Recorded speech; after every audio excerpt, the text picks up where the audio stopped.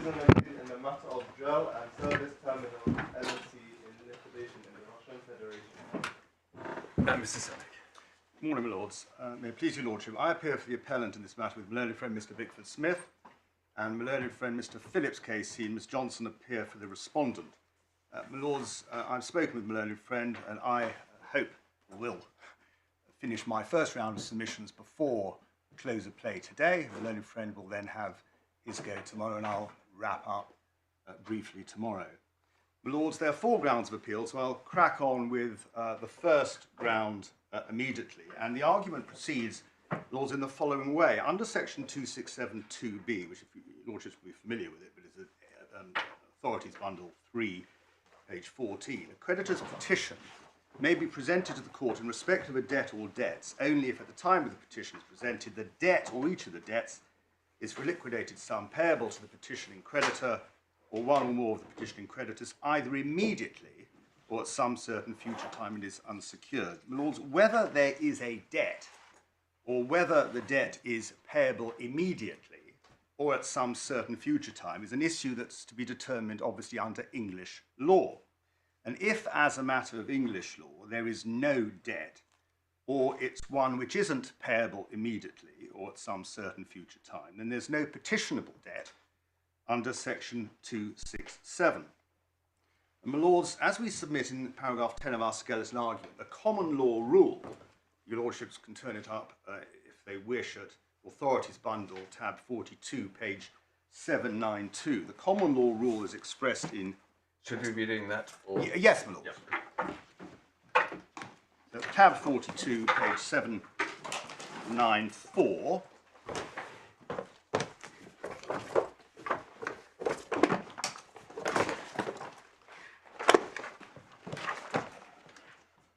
And the common law rule is clear that a foreign judgment has no direct operation in England, say that there are 2 exceptions or possibilities. One is that it may be enforceable by claim or counterclaim at common law, so an action on the judgment, or under statute, such as the 1920 or 1933 Act, or it may be recognised in one of 2 ways, as a defence to a claim or as conclusive an issue in a claim.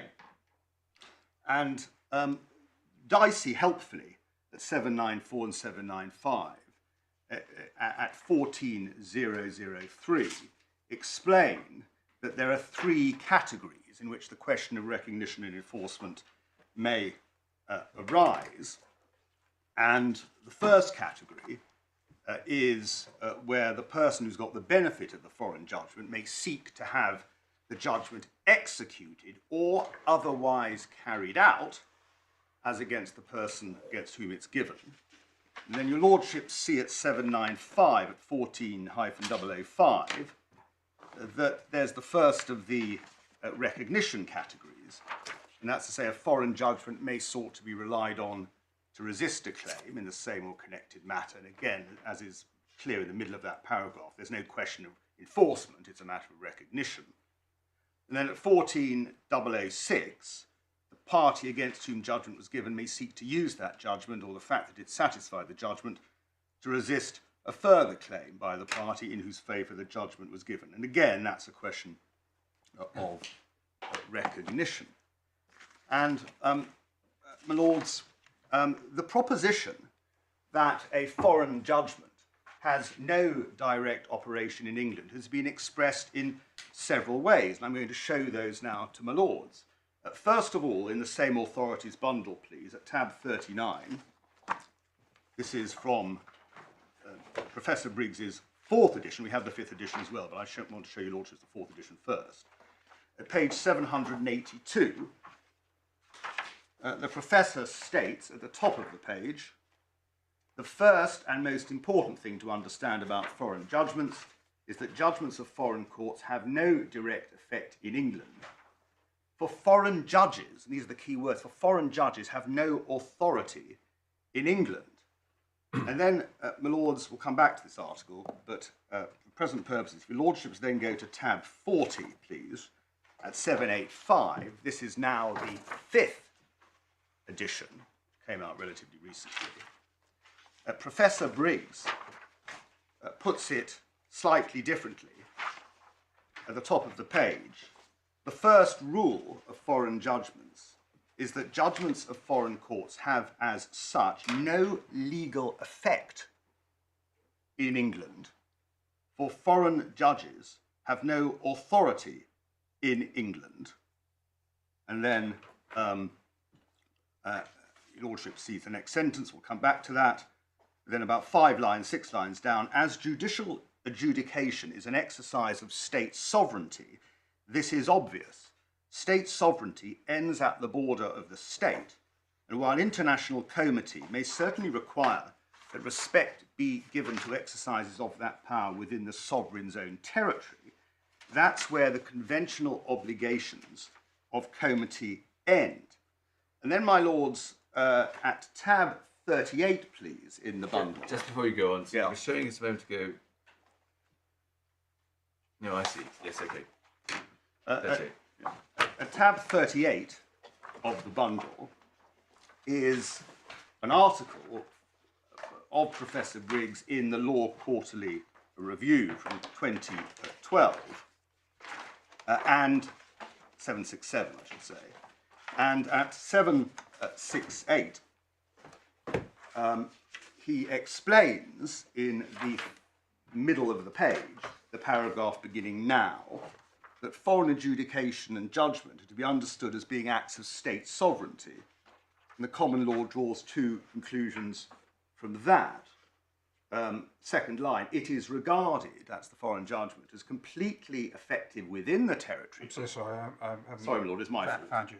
My fault. So it's the middle of the page, paragraph, my lord, beginning now, if a foreign adjudication, page 768. I've got you now, thank you. It's my fault, my lord. Now, if a foreign adjudication and judgment is understood as being an act of state sovereignty, the common law draws 2 conclusions. It's regarded as completely effective within the territory of the sovereign and as completely unenforceable outside it.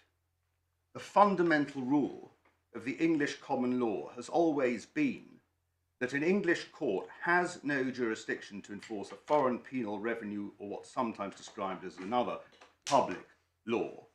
There is now general agreement that Dicey's Rule 33, which is what that is, your lordships know, is a particular manifestation of a more fundamental rule that an assertion or exercise of the sovereign right of a foreign state will not be enforced by an English court. It follows that in the absence of legislation, a foreign judgment cannot be enforced in England. And Lord, there is no doubt that these views are correct, because this court effectively so held in Owens and Bracker. If your lordships go in the authorities bundle, please, at tab 11, and that was Owens and Bracker was a case where there was an action under the 1920 Act to register a St. Vincent judgments, and there was resistance of that by the defendants. And they applied for an order that the English court declined jurisdiction under the lis pendens provisions of the Brussels Convention, and there were appeals to this court on the issue of whether the convention applied the judgment of a third-party state. And that issue, as your lordships will recall, went to the ECJ, who held that the Brussels Convention did not apply to third-party state judgments. And the matter then comes back to the House of Lords, where it's made clear that in relation to fraud, where fraud is relied upon to set aside the judgment, under section 9(2)d of the 1920 Act, one doesn't need to have fresh evidence because the common law rule in Abeloff and Oppenheimer still applied, and that governed the interpretation, we'll come back to that, governed the interpretation of section 9 of the Act. But, my lords, for present purposes, at page 132, in the judgment of Lord Justice Parker in this court, his lordship said, actually maybe if your lordships start at the bottom of page 131, please, right at the foot of the page, before stating the submissions made by Mr. Mann for the bank, which have raised questions of fundamental importance in the law of enforcement of foreign judgments, which aren't covered by the 1968 Convention, it's necessary to state briefly the course of the development of the common law on this subject. The first method of enforcement here of foreign judgment was by an action upon the judgment. the foreign judgment, in the absence of statute, could have no direct operation in England and Wales because of the principle of the territoriality of a court's jurisdiction. And, my lords, then, if your lordships can go, please, in the bundle at tab 42, please. That's actually we can. Sorry, Mills. I've shown your lordships that already. We don't need to go back to that. Lords, the reference. You showed us the Court of Appeal in Owens. Were you going to show us something in the House of Lords? Not yet, no, because it's not. There was later, but not on this particular point. But there was nothing said in the House of Lords which in any way cast any doubt on what Lord Justice Parker said in the Court of Appeal. Okay. My lords, the reference to direct in the expressions direct effect and direct operation emphasise the principle that the foreign judgment itself has no legal effect beyond the two further possibilities posited in Dicey Rule 45. So, if it is desired to use the foreign judgment as a sword and not simply rely on it defensively or just for recognition purposes or even for on the basis of an issue estoppel, if one wants to use it as a sword, that's to say enforce it in the broad sense of that word, not in any legal term of art or technical word away, then as Professor Briggs has stated, and as this court has stated in Owens, the foreign claimant has got to bring an action on the judgment at common law. If your lordships please would go back into the authorities bundle, again, at tab 38, back to the Law Quarterly Review article, please, at page 768, please, tab 38, 768, 4 lines up from the bottom of the page, Professor Briggs says this: the theory about the unenforceability of the foreign judgment and the fact that the territoriality of the foreign state ends at its borders is illustrated by the practice. A successful litigant with a foreign judgment in his favour cannot enforce that judgment in England. No measures of execution may be taken on the strength of it. The claimant must instead bring original proceedings before the English court in order to obtain speedily or eventually an original English judgment, which alone is the judgment which can be enforced. The nature of these English proceedings will depend on the nature of the anterior foreign judgment. If the foreign judgment took the form of a final order to pay a sum of money, the claimant may sue to recover that sum as a debt due and owing. The issue of a claim form, followed by an application for summary judgment, will in many cases produce an enforceable English judgment in short order. Then, my lords, the professor then deals with a non-money judgment. If you then look at the middle of the page, please, in the next paragraph, as Dicey said in his first edition, a foreign judgment has no direct operation in England, and nothing material has changed.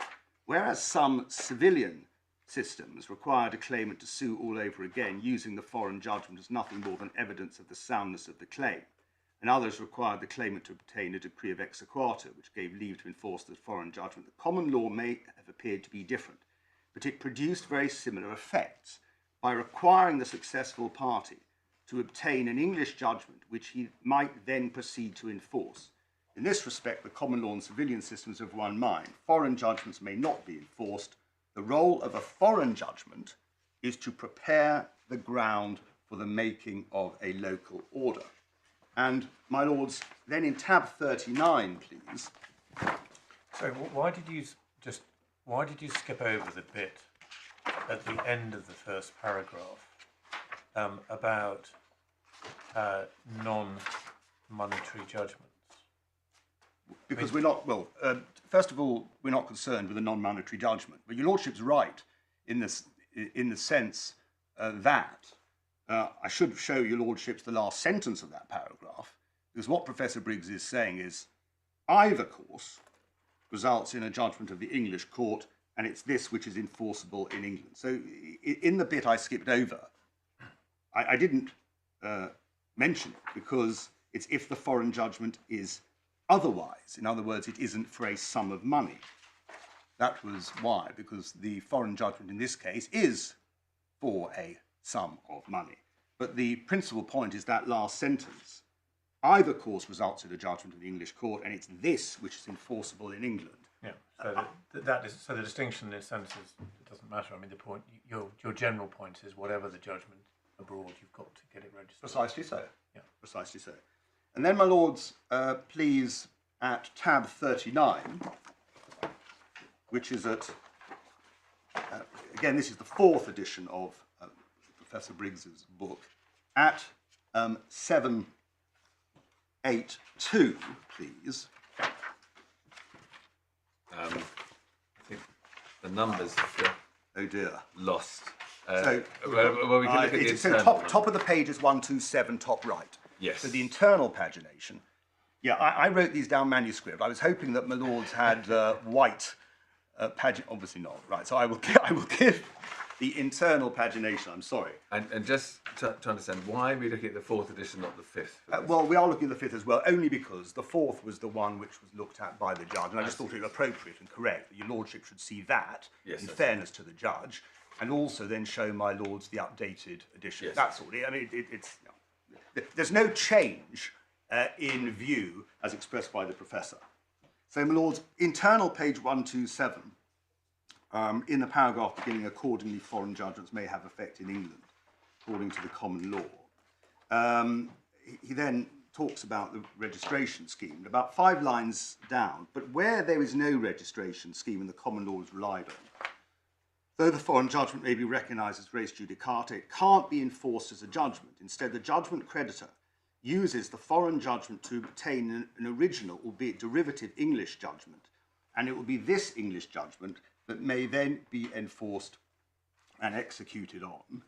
The English court does not rubber stamp or authorise enforcement of the foreign judgment. It doesn't grant ex equatur leave to enforce the foreign judgment in the manner which the civilian tradition has it. It gives a judgment of its own. And then, my lord, if one looks at the next page, please, that's 128 internal. At the top of the page, Professor Briggs deals with statutory registration. But then he deals in the next paragraph with the European regulations, which are also now gone. But the last paragraph on that page, please, it bears repetition. Where the foreign judgment is not subject to a statutory registration or post-registration scheme, the common law alone supplies both the rules for recognition and enforcement, as well as the procedure for enforcement. For these cases, the foreign judgment may be recognised, but if anything is to be enforced, it will be an English judgment derived by one means or another from the foreign judgment. It's sometimes said that at common law, one enforces a foreign judgment by bringing an action on it. The common law may be represented this way, but as it is written, the proposition is liable to mislead. The foreign judgment provides the cause of action for proceedings to obtain an English judgment, which is what the judgment creditor may then enforce. And then, my lords, in his fifth edition, at tab 40, internal pagination 117, top of the page, so it's basically it's the first sheet over the page. So internal top right 117, the last paragraph, the issues raised by a foreign judgment in favour of the claimant are more complex. If the claimant obtained judgment in respect of the whole of the claim, she may wish to go beyond recognition to bring proceedings which have the effect of enforcing the judgment, say by demanding payment of the sum which the foreign court ordered to be paid and which remains unpaid. If it is to be enforced at the behest of the successful party, the foreign judgment must first be recognised, then satisfy further conditions. If this is successfully done, the English court will give its own judgment in the claimant's favour, which she may enforce as an English judgment because it is an English judgment. And then, please, my lords, internal next page 119, Professor Briggs looks at the statutory screens, bottom of the page, where a foreign judgment does not benefit from any of these statutory schemes, it's left to the common law to supply both the rules for recognition and enforcement, as well as the procedure for enforcement. The common law pays no attention to the presence or absence of reciprocal treatment. English courts will recognise and enforce judgments from courts in countries which have never enforced an English judgment and probably never will. This makes perfect sense, for the common law is not concerned with interstate relations or cooperation between courts, which is a matter for governments, but focuses on the relationship between the litigants with regard to proceedings before the foreign court. Recognition of the foreign judgment doesn't require legal proceedings, though legal proceedings may confirm this effect. But if anything ordered by the foreign judge is to be enforced in England, the judgment creditor will, as was said above, need to obtain an English judgment derived by one means or another from the foreign judgment.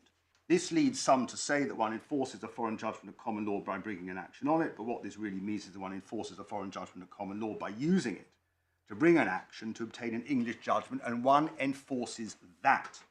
The truth is that a foreign judgment furnishes a cause of action for proceedings to obtain an English judgment, and it's the latter, not the former, which the judgment creditor may then enforce, and then goes on to the common law. And then lastly, my lords, in the professor's work, The Private International Law of the English Courts, which is in tab 41, and another problem with the pagination, but if your lordships look over the page of the first page, it's internal 321. It's really, I don't need to read it out, it's really to the same effect.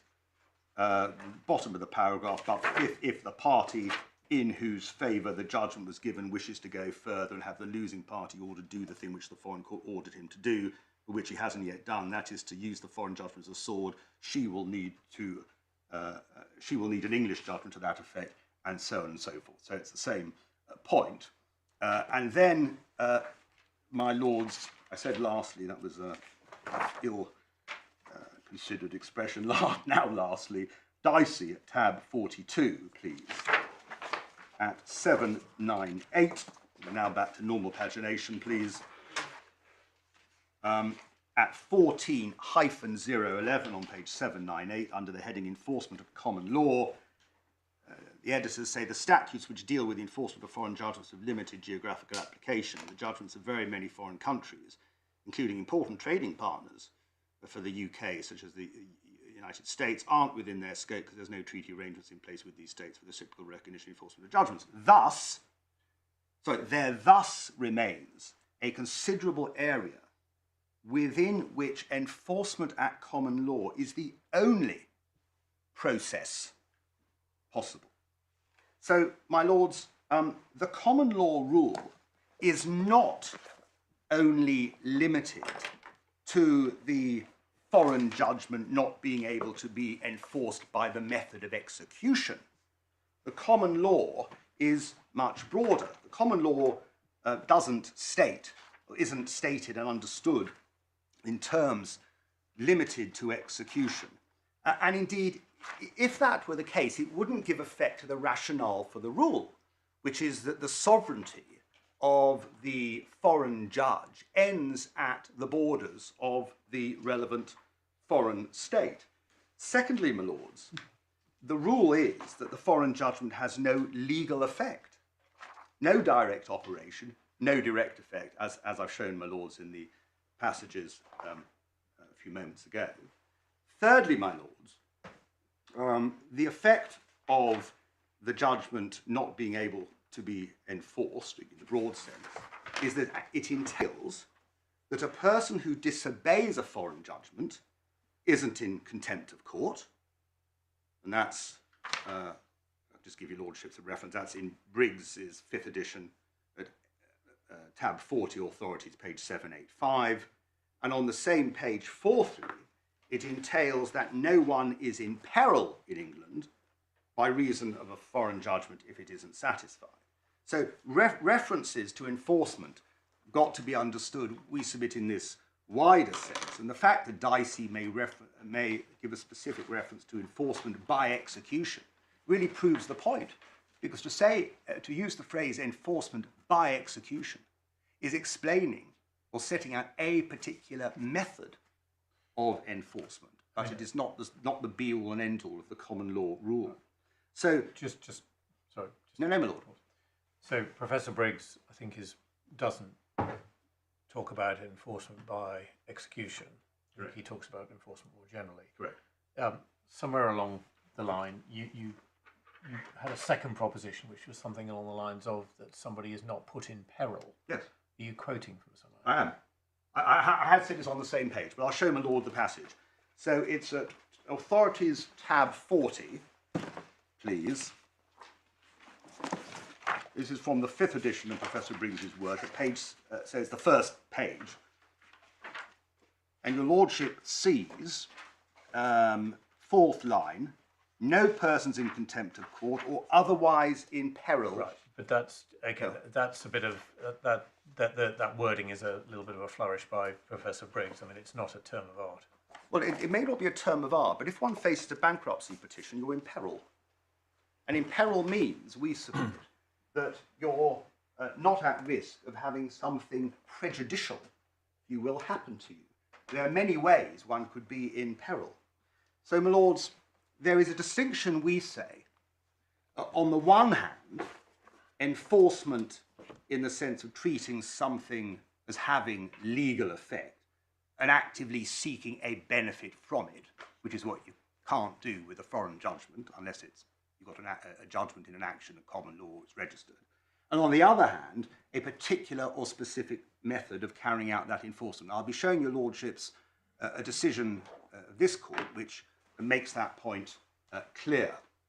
And it's also material, as again I'll mention in my submissions later, because it confronts head-on the respondent's misconceived argument that the common law rule is limited to enforcement by execution. Lords, whatever views one may have about the propriety or correctness of the common law rule or its relevance, to use that buzzword, in the modern world, the fact is, to use another horrible expression, it is what it is. And Professor Briggs makes the point we respectfully submit rather nicely in the authorities bundle, tab 38, please, page 780, again back to his Law Quarterly Review, and actually it's right at the last page 780. And he says, well, I may invite my lords to read that to yourself. Sorry, which bit? If that's okay. Under conclusion 5, and then So that paragraph. Yeah, and could I ask you, lordships, also to read postscript 6, if that's Yes, okay. we'll do that.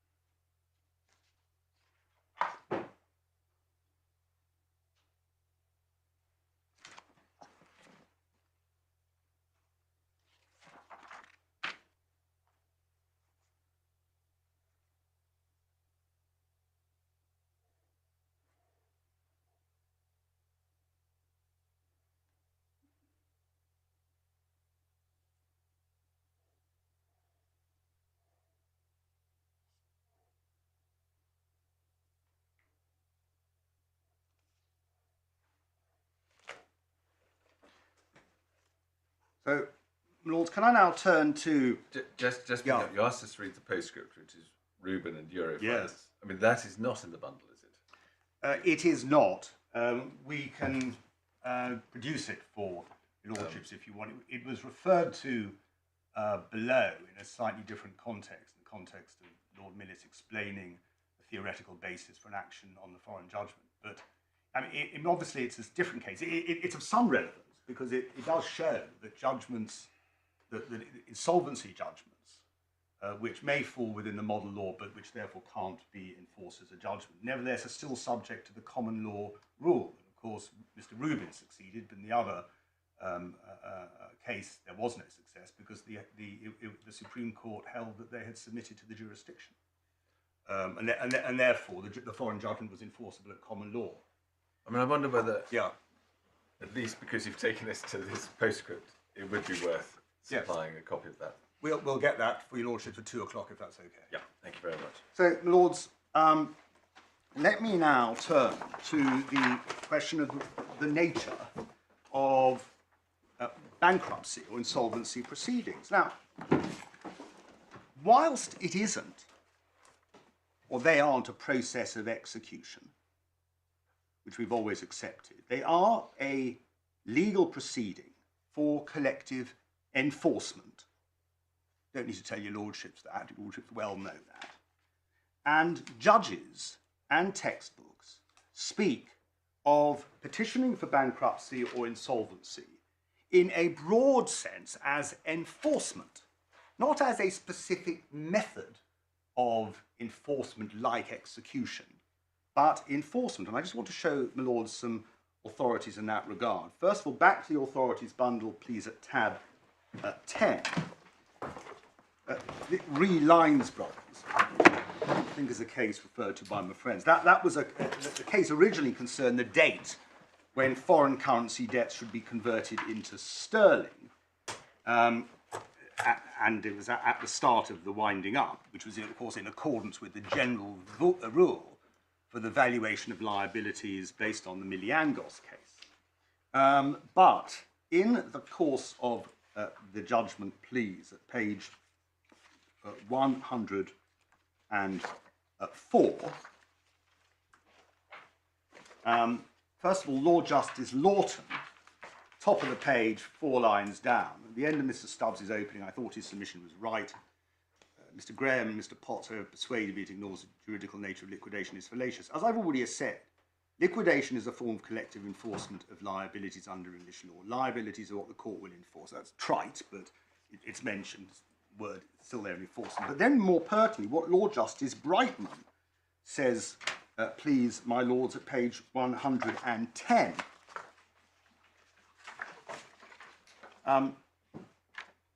So, having referred at letter B and C to the Miliangos case, at letter D, 2 lines below letter D, his lordship says this in an important passage: if the creditor petitions to wind up a company or claims in a liquidation initiated by others, he is not engaged in proceedings to establish the company's liability or the quantum of the liability, although liability and quantum may be put in issue, but to enforce the liability. Indeed, he's precluded from initiating or supporting a winding up petition if his status as creditor is bona fide disputed by the company. The liquidation of an insolvent company is a process of collective enforcement of debts for the benefit of the general body of creditors. Although it's not a process of execution, because it isn't for the benefit of a particular creditor, it is nevertheless akin to execution, because its purpose is to enforce, on a pari passu basis, the payment of the admitted or proved debt of the company. And then, my lords, please, at tab 19. Just pausing briefly.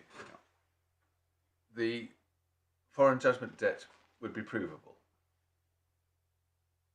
So at the stage of collective enforcement contemplated by Lord Justice Brightman, you do take into account the foreign judgment debt.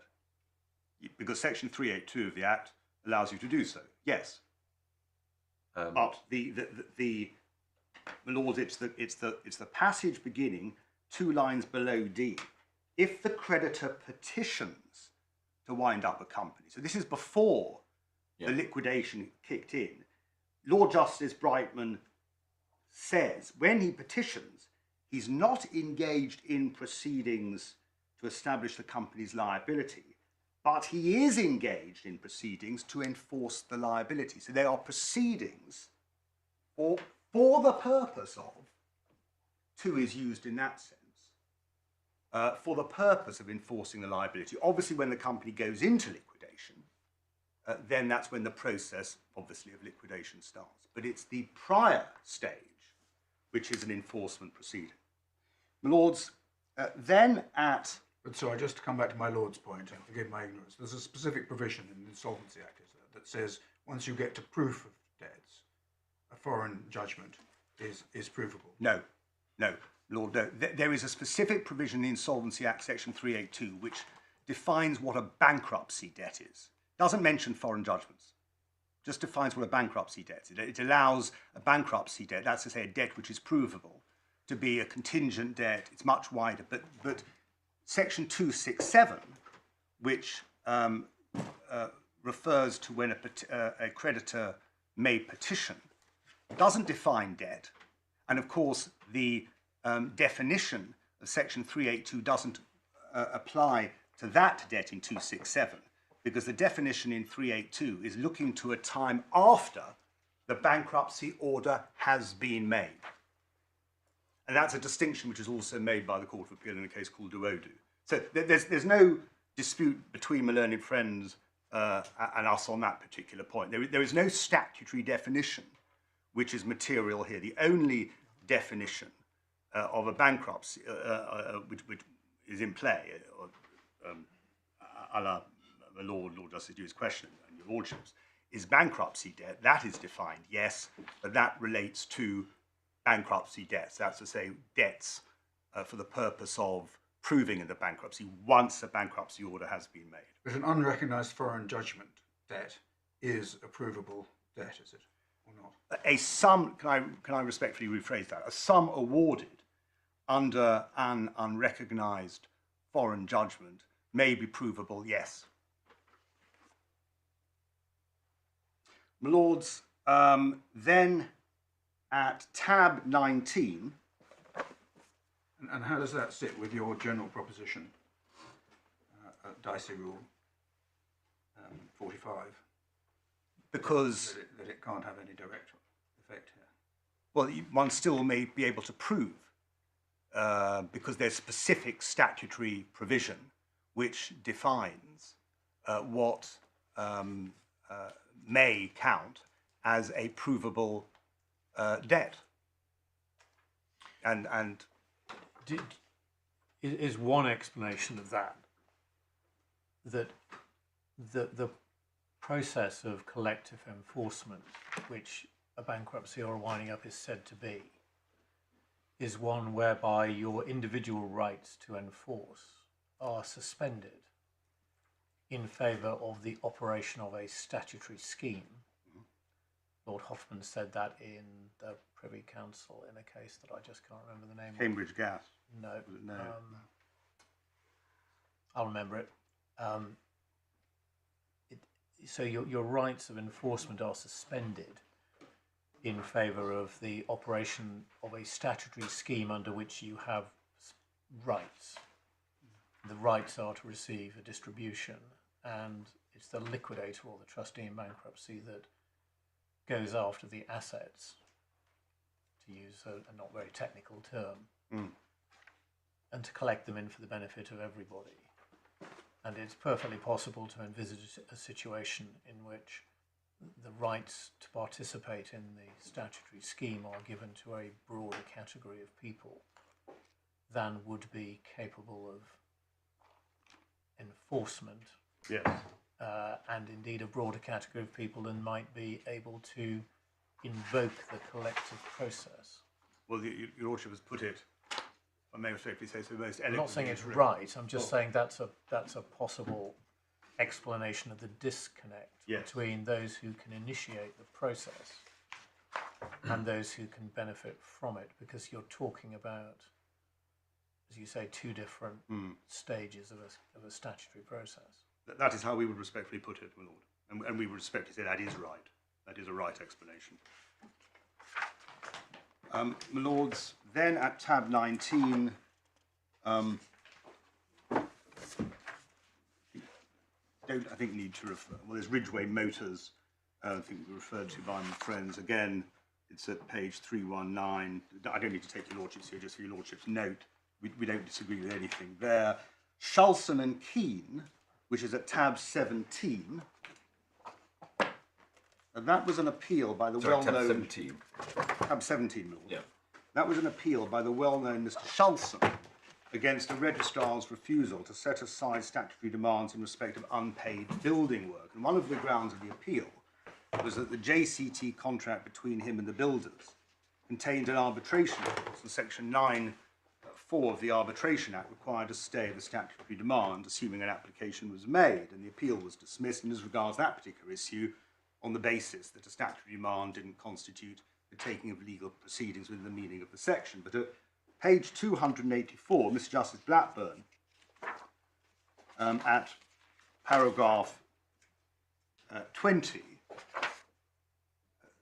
says, it seems to me that Mr. Shulson has had it both ways. He denies to Keane the option of enforcing its claims through the bankruptcy court by pointing to his right to have recourse to the arbitration process if he claims the right to sit back and do nothing to invoke the process. And then at 23, in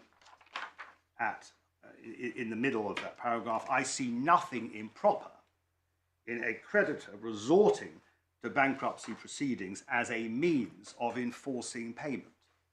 The mere fact that other methods of dispute resolution are available doesn't disentitle the creditor from proceeding down the bankruptcy path. And then, my lords, HMRC and Morris, which is at tab 20, that was a case where HMRC presented a petition against Mr. Morris for about £50,000 following a Belgian judgment in favour of Belgian customs because of the importation of cigarettes, and the Belgian authorities requested the assistance of HMRC to collect the money due. And one of the points we can see at page 32, again, it's the same problem, so it's top right, internal pagination 393. One of the points taken by Mr. Morris at 2 Roman 3 was that bankruptcy wasn't a method of enforcement available to enforce a claim made pursuant to the relevant council directive. And the issue under the regulations, Your Lordship sees over the page at internal 396, and there are regulations which allowed mutual reciprocal recovery, and the relevant bit is at the bottom of 10. Proceedings may be taken by or on behalf of the relevant UK authority to enforce the foreign claim by way of legal proceedings, distress diligence or otherwise, as might be taken to enforce a corresponding UK claim. And his lordship held that the correspondence condition was satisfied, and then at 32, which is at page internal 404, his lordship said no reason for distinguishing between bankruptcy petitions on the one hand and winding up petitions on the other. Sorry, I've lost. I'm so sorry. So it's the last page of the report, my lord. Sorry, which of the bundle number? Oh, I'm sorry. Well, you can't see the bundle number. No, but internal 404, top left, tab 20. Yeah, but sorry, what's the bundle? Oh, sorry. Okay, you don't know the bundle number. The bundle number is tab 20. Oh, authorities bundle. Oh, I see. I don't. I've got it electronically. Oh, I'm sorry. I've got it hard copy. Okay. Sorry. No, okay. Don't worry. I'll find it. I've got 337. I'm told. That's good. Thank you. 337. Yeah. Sorry. Sorry. Got it. 32. No reason for distinguishing between bankruptcy petitions on the one hand and winding up petitions on the other, or for the orders made pursuant to each, nor is there any distinction of any substance to be drawn between collective enforcement and individual enforcement. As part of the judgment which I've referred above makes perfectly clear, insolvency proceedings, they're winding up, but in my judgment, equally individual bankruptcy petitions are legal proceedings and illegal proceedings for the collective enforcement of admitted or proved debts. So, and just out of interest, I'm sorry, you were right. I think it was Cambridge Gas. Sorry, Navigator, Cambridge Gas Navigator in the Privy Council. Yeah, sorry, you're right. Which, although of course it was disapproved in ruling, that passage is still obviously correct. My lords, the judge in paragraph 34 of the judgment, which is at core bundle A90. That's core bundle A90. The judge at 34 said, and I quote, that he was far from convinced that the process of picking through isolated phrases used by judges deciding different issues sheds much light on whether the presentation of a bankruptcy petition constitutes enforcement for the purpose of Rule 45. And Lord, we were not picking through isolated phrases, but what we were doing was trying to show the judge that bankruptcy proceedings were proceedings to enforce in a broad sense. And, my lords, again, as I've said, as a matter of legal analysis, given that the underlying principle in relation to the standing in English law of a foreign judgment is one of sovereignty and territoriality, it's difficult to see, again, picking up from the learned friend's objection in relation to execution, why a foreign judgment's effect in this jurisdiction should be different depending on whether enforcement is by a particular method as opposed to just enforcement generally. If, as in Re Lyons Brothers and in the passage from Lord Justice Brighton, which I cited before your lordships, petitioning for bankruptcy are proceedings to enforce a liability, and the liquidation there was a process described as being akin to execution, then there's no justification in logic and legal logic anyway to distinguish it from direct execution. But the principal point is it is enforcement in the broad sense. Now, my lords, this distinction between enforcement in the broad sense, which is what the Dicey rule prohibits, and a method of enforcement is borne out by this court's decision in the International Tin Council case, which your lordships find in the supplemental bundle of authorities at tab 3, page 16. And it's a case which we thought it important you should see, and that's why it's there. That was a case where the petitioner obtained an arbitration award of over £5 million against the International Tin Council, the ITC. The ITC was an international organisation established by treaty and constituted under an international agreement. The petition was on the basis that the ITC was an unregistered company within the meaning of Section 665 of the Companies Act 1985. The ITC applied to strike out the petition on the basis that it was an international organisation, and therefore the court had no jurisdiction under domestic law. And moreover, that the ITC had immunity from suit under Article 6 of the ITC Immunities Privilege Order of 1972. The judge, Mr. Justice Millett, as he then was, held that the ITC wasn't subject to the winding up jurisdiction of the English court. It wasn't within the definition of an unregistered company, despite the wide words of the section. So the issue of jurisdiction was decided in its favour, but he went on to hold that it was immune from suit under the terms of Article 6.1, and this court dismissed the appeal. And if your lordships please turn to page 38, which is part of the judgment of Lord Justice Norse,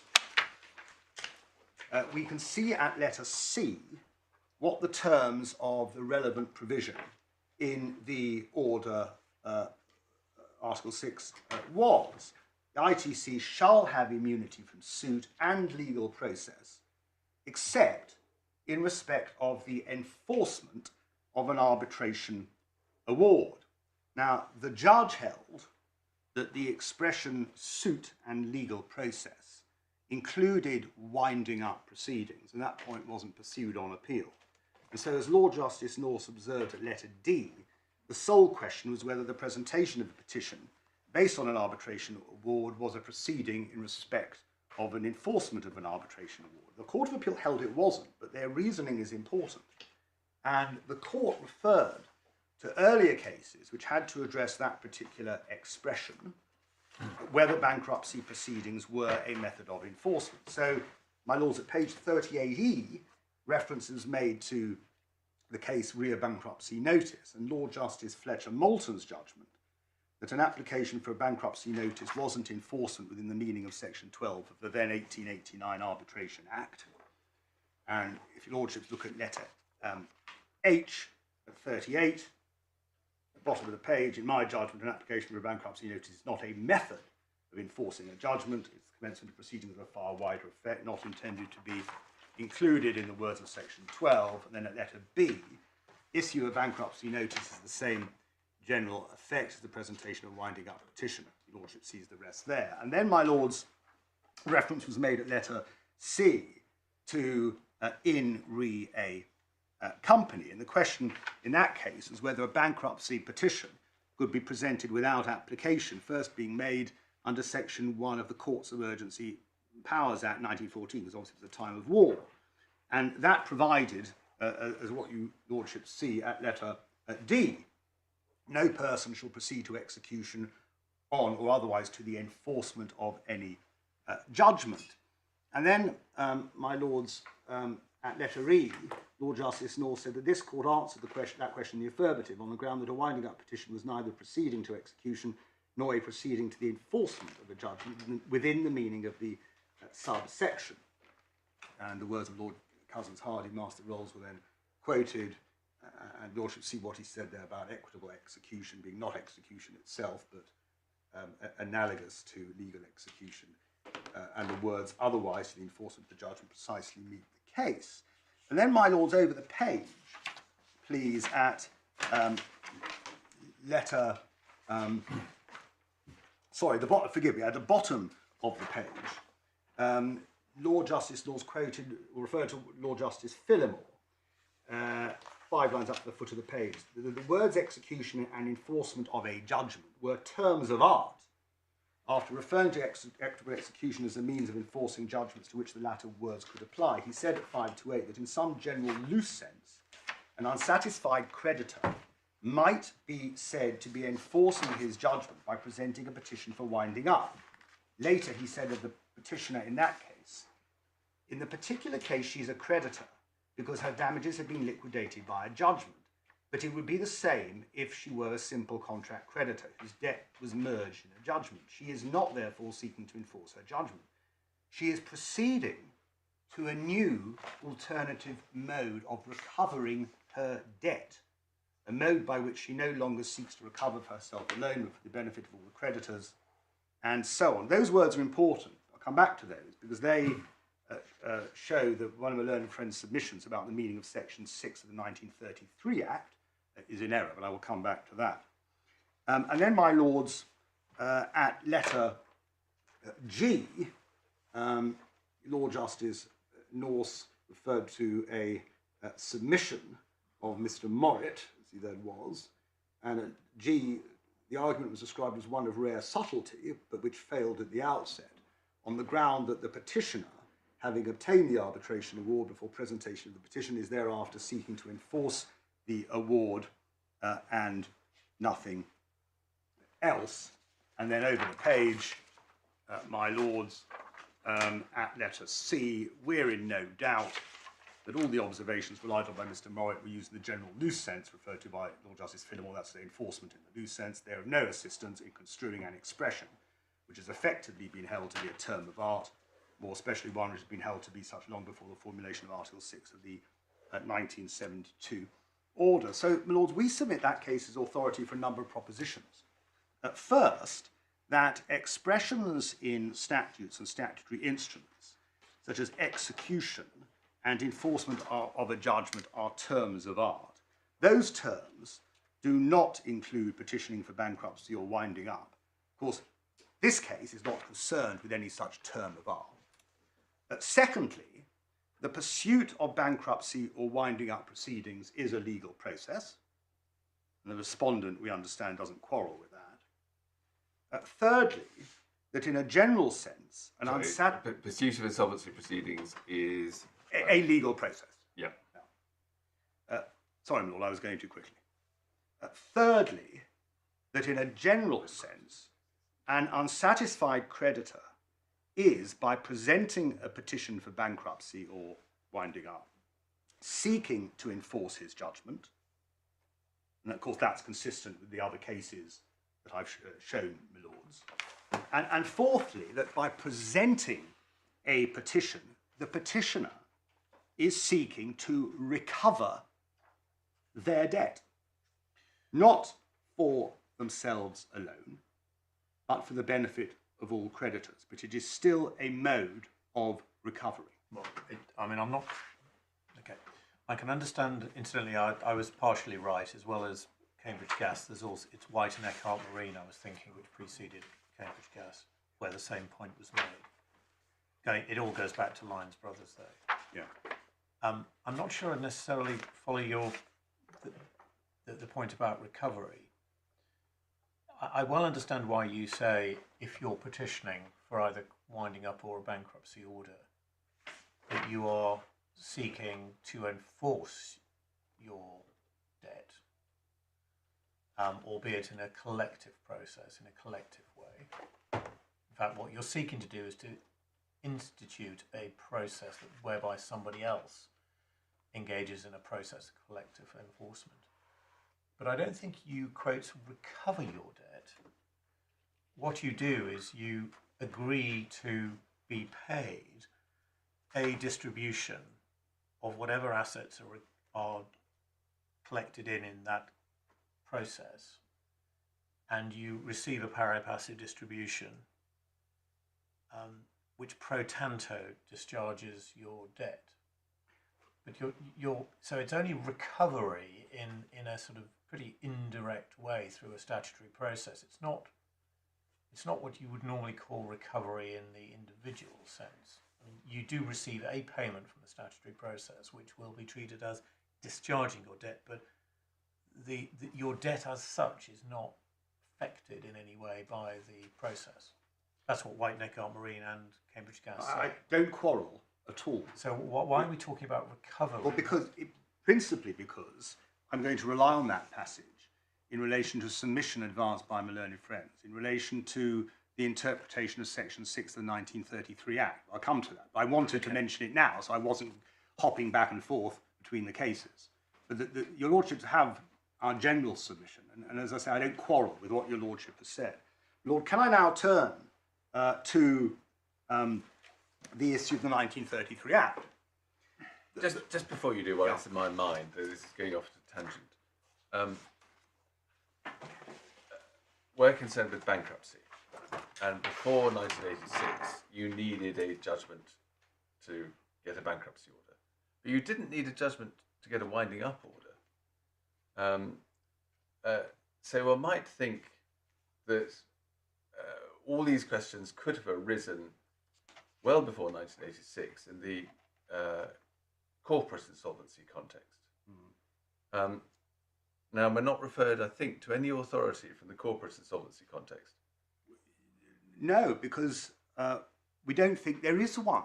Yeah. The only case, I don't use the word authority because it doesn't bind this court, but there has been a case subsequent to the judge's decision in this case, which was a decision of the insolvency judge, which relied on Mr. Justice Richard's judgment to, I think I'm right, in, get your lordship's copies, reference, but which I think dismissed an application to set aside a demand, or it may have allowed, which is odd, corporate, I know, it may have allowed the petition. I'll check that, but it's a decision which is applied by the ICC judge, relying on Mr. Justice Richard. We haven't produced it before, your lordships, because it doesn't... it just follows this one. It just follows this one, and I suppose my yeah. puzzle is, yeah.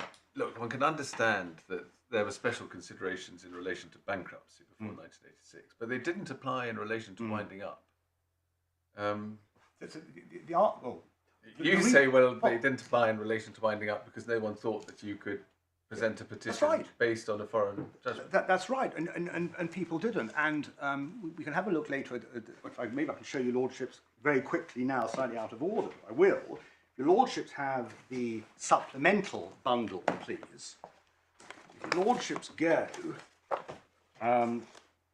right at the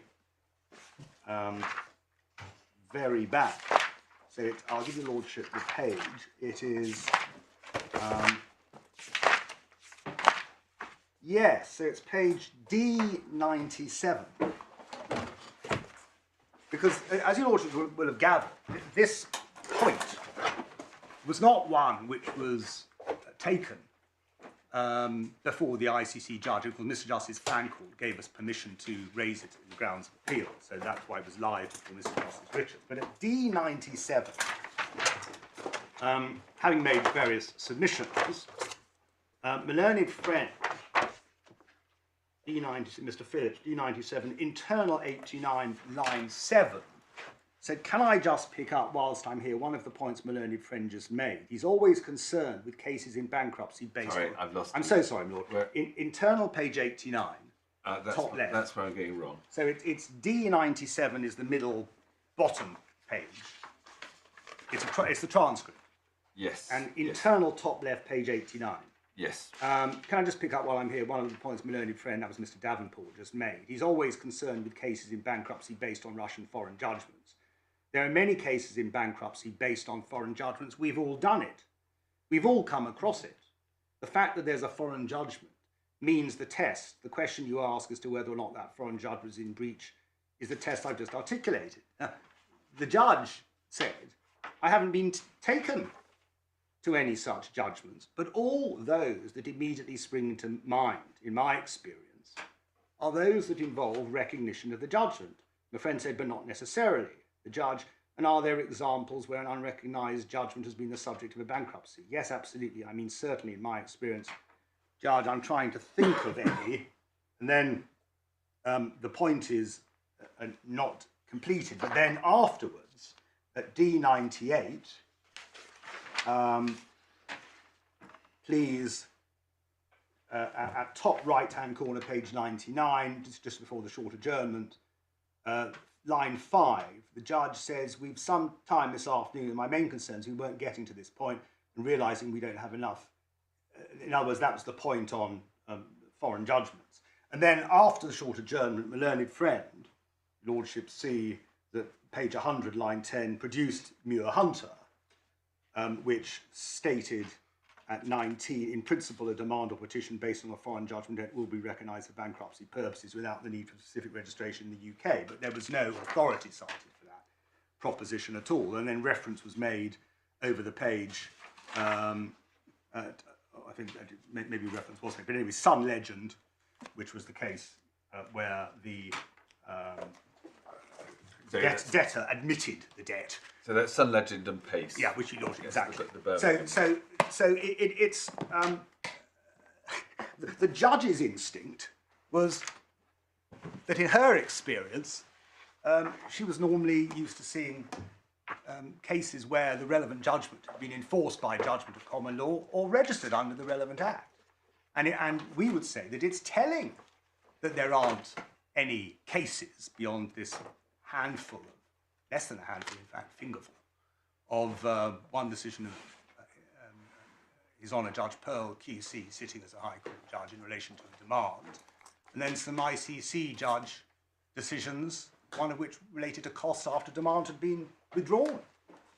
Anyway, Lords, the 1933 Act, the proposition, my Lords, that the common law treats a foreign judgment, a la Dicey Rule 45, as having no legal effect, is supported in this jurisdiction, is supported by the treatment of registrable and unregistered foreign judgments, specifically under the 1933 Act.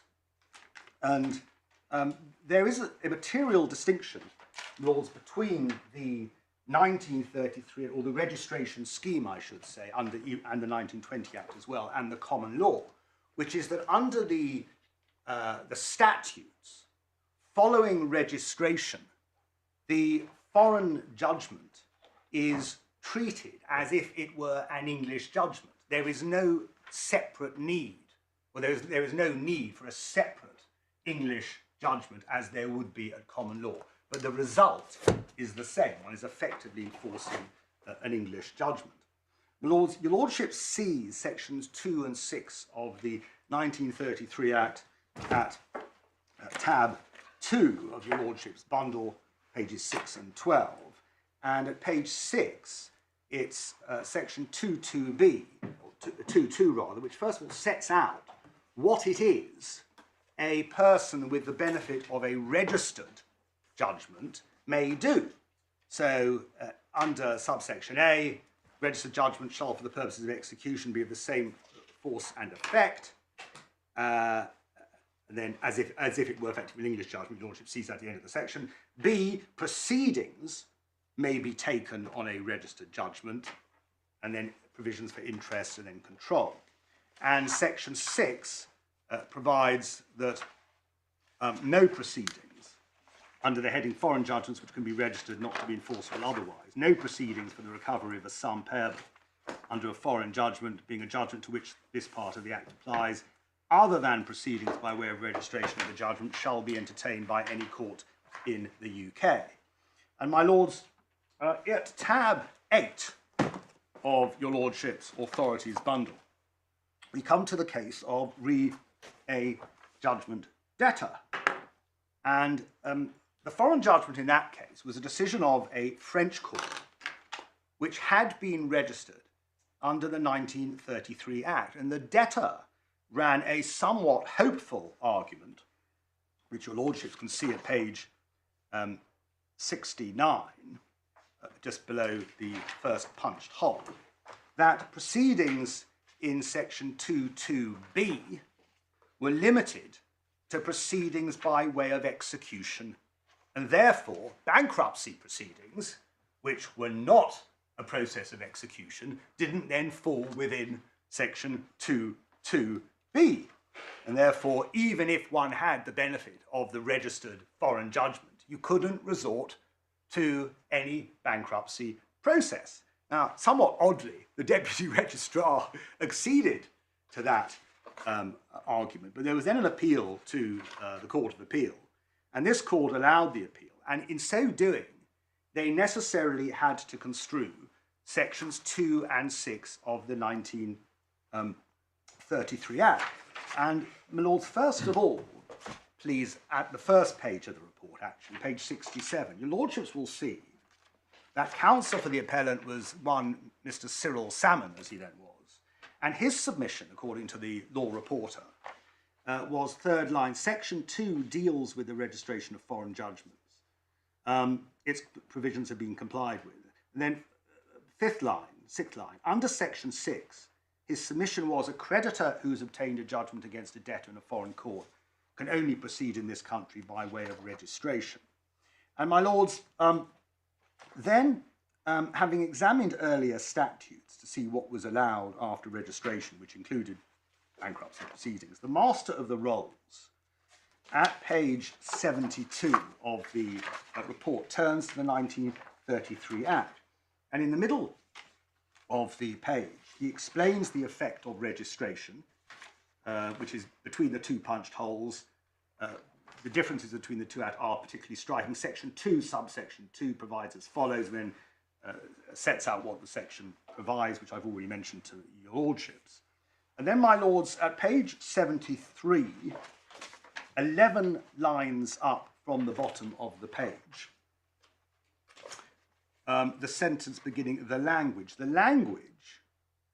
taken by itself, that's section 2.2 and B, in my opinion, quite clearly includes proceedings by way of bankruptcy, proceedings initiated by a bankruptcy notice or otherwise.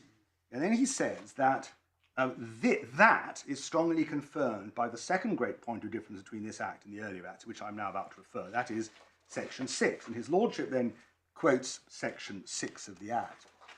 And then, my Lords, over the page to page 74, 5 lines down, his Lordship says, in other words, where the judgment is registered under the Act, the only thing, bless you, I emphasise, the only thing that the holder of such a judgment is entitled to do is to register it. And after registering it, he obtains the rights which the Act expressly says shall follow upon registration. And then he addresses the debtor's argument that, that if the debtor was right, then that would mean that persons with the benefit of a registered foreign judgment were in a worse position than previously been the case. And then, my Lord, your Lordships will, of course, appreciate that when the Master of the Rolls uses the words "the only thing," implicit in those words is the proposition that the creditor, or the person with the benefit of the judgment but not registered, has no right to do anything, including proceeding by way of bankruptcy proceedings, until registration. And it's then that they obtain the benefits under Section 2.2, one of which, under Section 2.2b, is expressly to initiate bankruptcy proceedings.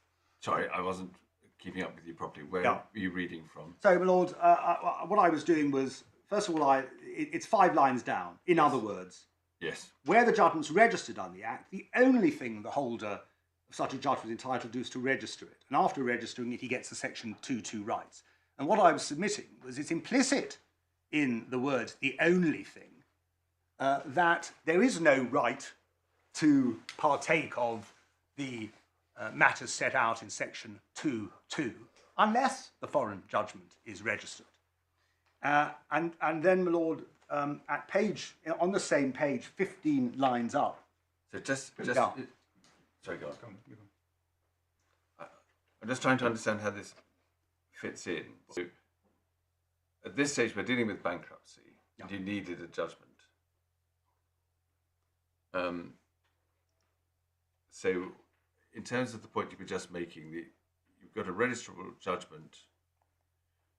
I've forgotten what point you were making now. Well, the point is this, my Lord, that section, what his Lordship says is that in that passage 5 lines down from the page, is that once, where a person has the benefit of, actually the confusion is coming from the word that's used. Your Lordships may have picked this up. If your Lordships look at line 5 lines down, his Lordship says, in other words, where the judgment is registered under the Act, the only thing the holder of such a judgment is entitled to do is to register it. That doesn't make sense, because, of course, if it's already registered... So you say it has to be registrable? It's registrable. So I think that's a typographical error. Otherwise, it's done... Yes, I think that may have been... So in other words, if one reads it as, where the judgment is registrable under the Act, the only thing the holder of such a judgment is entitled to do is to register it, and he then gets the Section 2.2 rights. A fortiori, if he hasn't registered it, he doesn't get those rights. Those rights include, under Section 2.2b, taking bankruptcy proceedings. And therefore, just looking at it broadly, unless you've registered the foreign judgment, you can't take bankruptcy proceedings. That's otherwise, why would Parliament have stipulated in Section 2.2 what it is you can do once you've registered the judgment? And I'll come on to the point about the fact that, of course, you couldn't petition under the 1914 Act for bankruptcy, obviously based on a foreign judgment. You had to have an English judgment. I'll come to that. My Lords, 15 lines up on page 74, the Master of the Rolls says, it seems to me that Section 6 shows that Parliament was intending by this Act to provide that the only method of enforcing foreign judgments should be by registration. That being so, the holder of a registered judgment can do whatever Section 2 tells him that he can do, which obviously includes issuing a bankruptcy notice. And then he says, my Lord, at the foot of page 74, that being so, and that being the construction which I place upon the relevant language of the Act, and his Lordship then refers to the Bankruptcy Act and makes the point that, well, as it happens, one can only, the type of judgment which one can petition based on has to be an English judgment, not a foreign judgment anyway. And Lord Justices Finlay and Luxmore agree. So this court, my lords, has construed Section 6 of the 1933 Act and has construed what Section 2 of the Act also means. That means that a holder of a registrable foreign judgment, but not registered, can't petition or take bankruptcy proceedings. They can't do anything that Section 2.2 affords the person with the benefit of a registered judgment. And I, as I said, I accept, as the respondent submits, and as the master of the rolls in that case also submitted on page 75, that the relevant bankruptcy legislation was the 1914 Act. And as I say, that only referred to taking proceedings based on an English judgment. Sorry, can we just? I have lost the thread. It's probably me. I'm sorry. So if this just shows that I'm lagging behind the field, I apologise. This case concerned a foreign judgment that had been registered. Correct.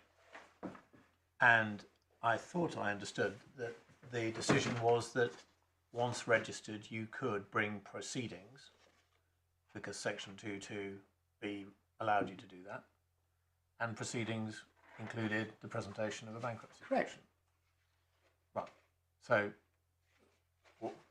why are we sort of going all the way around the houses on this? That doesn't that you say that's not that's perfectly consistent with your because your argument. Yes, your fundamental argument, which is that this you have to register a foreign judgment. They weren't dealing with the question about an unregistered foreign judgment. Accept that. But my point is, if that's what the position is in relation to registered and or if what the position is as regards judgments which are registrable but not registered, that's to say no legal proceedings can be taken on the back of a registrable but unregistered foreign judgment, and that includes bankruptcy proceedings, then the point is it would be very surprising if the common law position were different. It would be very surprising that persons with the benefit of a foreign judgment but which hadn't been enforced with common law would stand in a better position than persons who had the benefit of a registrable but unregistered foreign judgment. That is the point, and also because of the points which are made by my learned friends in their respondents' notice when they say that Section 6 of the 1933 Act doesn't apply to bankruptcy proceedings. They seek to argue, as your lordships will have seen, that this court's decision in rea judgment debtor was wrong, or obiter, or per incuriam, which it wasn't. And they by so arguing, it's there in their skeleton, by so arguing, they seek, therefore, to attack what's been called the anomaly argument. And all our submission is that Section 6 and Section 2 of the 1933 Act, coupled with this court's decision in rea judgment debtor, makes the position crystal clear, irrespective of the fact that obviously the 1986 hadn't been enacted back in 1933. The position is that if one has today a judgment which is subject to the statutory registration scheme and you haven't registered it, you cannot issue a bankruptcy petition or a winding up petition. If you want to do that, you've got to register it. And that's the effect we say. At the risk of confusing myself, I can't remember whether Mr. Phillips says that the 86 Act operated to vary the position under the 1933 Act. He does say something to that effect. Your lordships look at the respondent's skeleton argument, Lords, please, at page, page 16.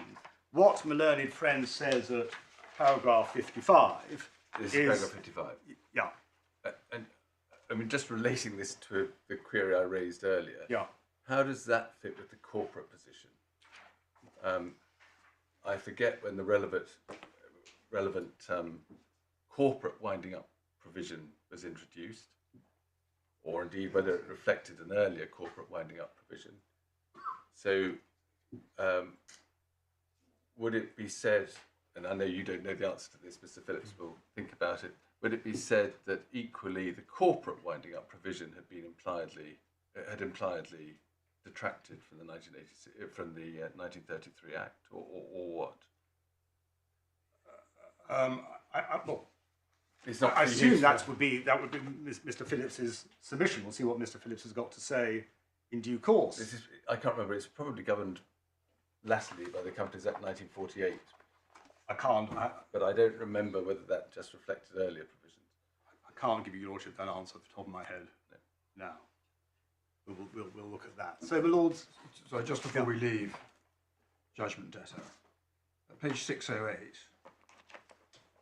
Yeah. you place particular emphasis on the only thing the holder of judgment is entitled to do. But do you rely on the following passage? If the argument for the respondent were correct, i.e., once you've registered, you can't recover under Section 2.2, produce the startling result that it wouldn't be open for the holder of a foreign judgment, registrable under the Act, ever to enforce that judgment in bankruptcy. And for this reason, that he cannot sue it, Section 6 prevents him from doing so. Yes. So that is the statement that you rely on, is it? That if you've registered, you only get the rights under 2.2a. Yes. And so if it's registered and the respondent were right, you couldn't do it in bankruptcy. And if it's unregistered, you can't do it in bankruptcy. Yes. But indeed, whether it's registered or Yes. Yes. unregistered, Section 6 would prevent you doing so. Yes. So it's not that you're putting your argument solely on the expression "the only thing." No, I don't put our argument solely on that. No. No. Correct. Thank you. Thank you, my lord. Just before we leave this case, and I'm not sure this takes us any further, if we go back to 604, Yes. there may be more of this, I'm not sure. Just next to the lower hole punch, Yeah. the Master of the Roll says, of course, apart from statute, the only way of enforcing the judgment of a foreign court was by action. Yes. Now, that goes back to the debate about what you mean by enforcing. But at any rate, there's an affirmation that Yes. if you are enforcing, Yes, you have I to mean, go by action. That's right. I mean, that is the fundamental common law rule, which the judge thought, when we put it before him, was focusing on the wrong point. But it's with respect to the judge, fundamental. My lords, so my learned friends attack rea debtor in a number of ways. Perhaps I'll let them make those points. But we say all the points made by my friends in paragraphs 47, 49 and 50 are just wrong.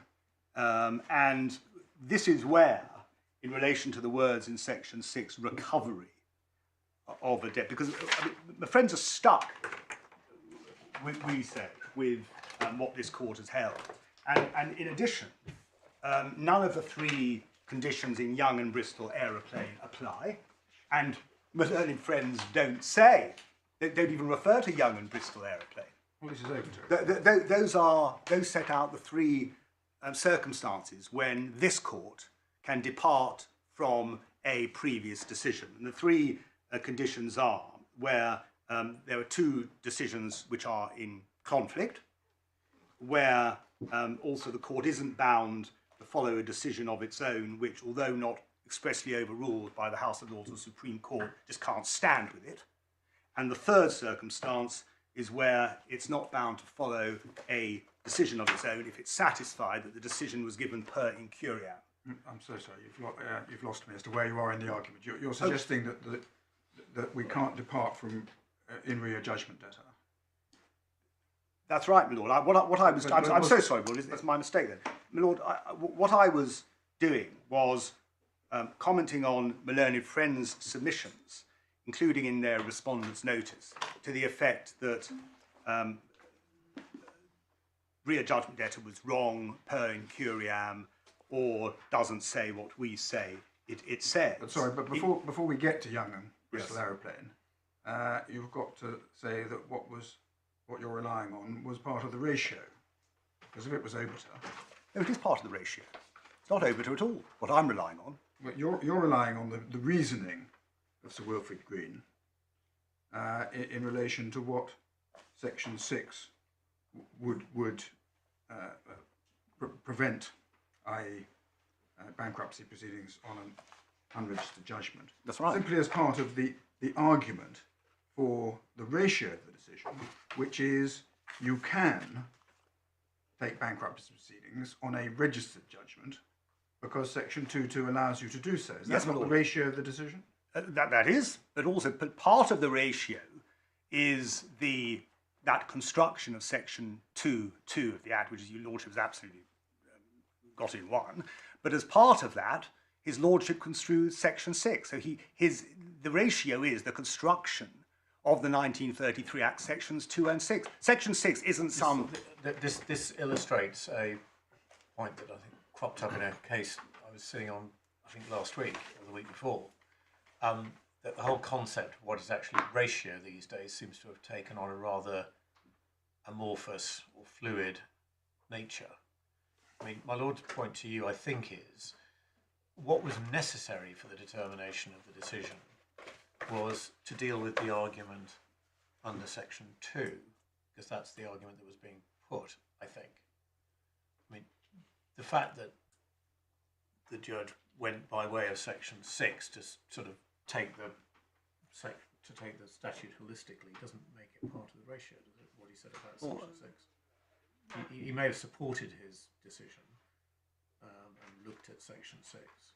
But the actual decision was a much more straightforward one on the basis of this was a registered judgment. And you could, under Section 2.2b, take proceedings which include bankruptcy proceedings, of bankruptcy, instituting a bankruptcy petition, because that was contemplated within the expression proceedings. That's it. Yes, but we submit that part of that ratio includes also what the Court of Appeal decided Section 6 meant, because the meaning of Section 6 was bound up with the meaning attributed to Section 2 as well.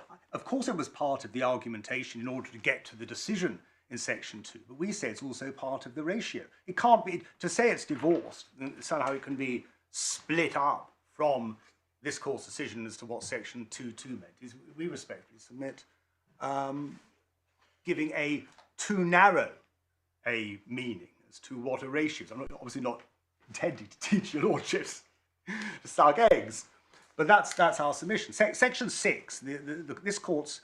No, the point I'm putting to you is that actually we don't want to have to disappear down, actually not an easy rabbit hole about defining what the ratio of a case is, because actually that isn't entirely straightforward, I think, in the modern era. I think the views that have been taken about what is or isn't ratio. But that's isn't that a bit of a rabbit hole for us? Well,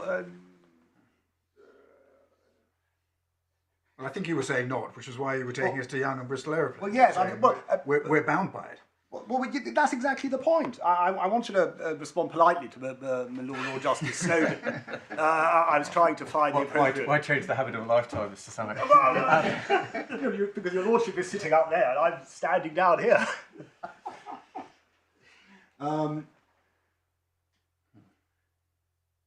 Yeah, and I read to my lords the passage. It seems to be the section. I read that passage from Lord at 74, and it seems to be that section 6 shows. I read that, but I was, as Lord Justice Popplewell says, you're bound by it. Simple as that, and he won't do. With respect from the friends to say that the case means something else. Or that... I wasn't endorsing the proposition. No, but I know your lordship wasn't. I was summarising your proposition. Well, I appreciate your lordship wasn't endorsing it, but that is our your submission. Yeah. Yes, it is our submission. Your lordship has, with respect, summarised it completely accurately. And all I was submitting was it wouldn't be open to this court to depart from the very clear language, rabbit hole or not, employed in that case, because none of the Young and Bristol Aeroplane conditions apply. And I mentioned Young and Bristol Aeroplane because I thought it right to do so, because my learned friends haven't mentioned Young and Bristol Aeroplane, so I thought someone ought to mention Young and Bristol Aeroplane. That's all. Anyway, my lord, that's what the position is in relation to the 1933 Act. So, my lord, this being the position as regards registrable and unregistered foreign judgments, the effect of allowing foreign judgments that haven't first been enforced in an action at common law to found a petition, unlike in the case of unregistered, registrable foreign judgments, would be to place the holders, as I said, of the latter in an unjustifiable better position than the former. And we make the submission we do in our skeleton at paragraph 26. Since Section 6 of the 33 Act prevents a petition based on a sum awarded under an unregistered foreign judgment, it must be the case that debt within Section 2672B is not an open-ended concept, and that it must yield to the prior statutory position as laid down in Section 6 of the Act, 33 Act, and the subsequent position is expressed in CPR 74 as far as pertains to foreign judgments under the registration schemes. So in the context of registrable foreign judgments, debt in Section 2672 can only refer to a debt arising under a registered foreign judgment.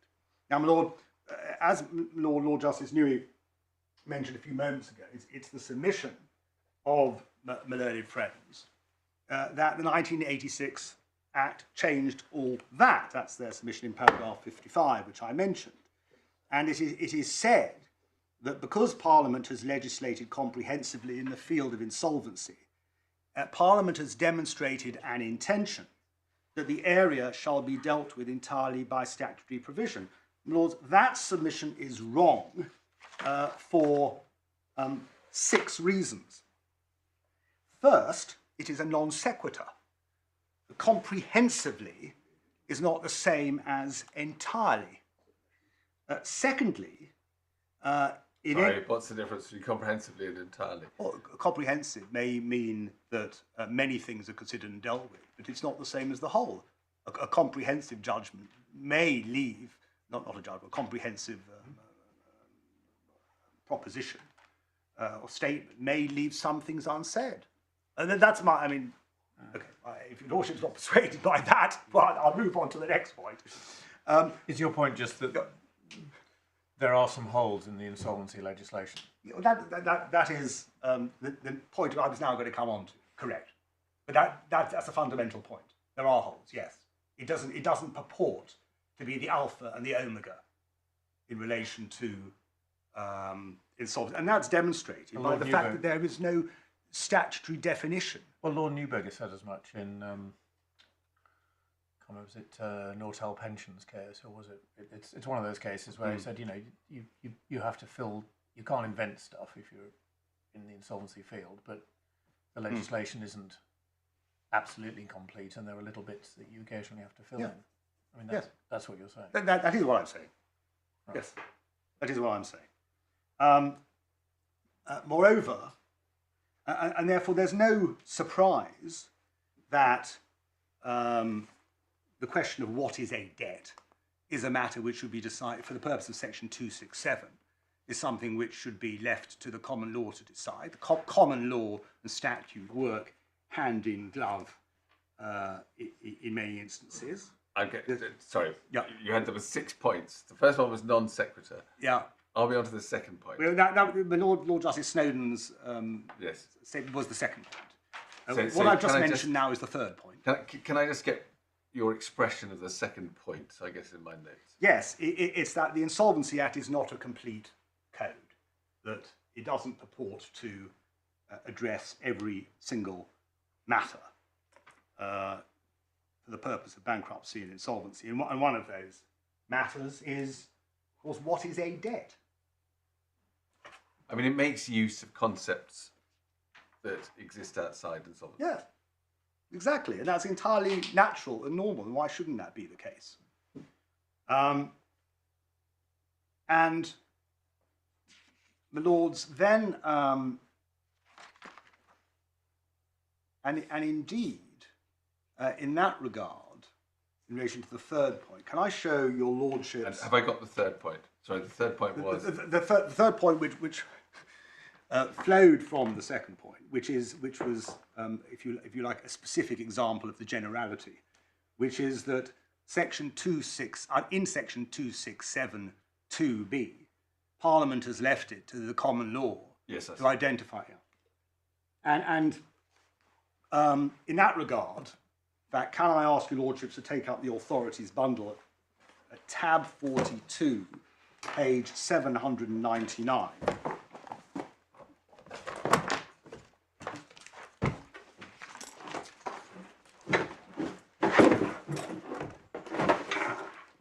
tab 42, page 799.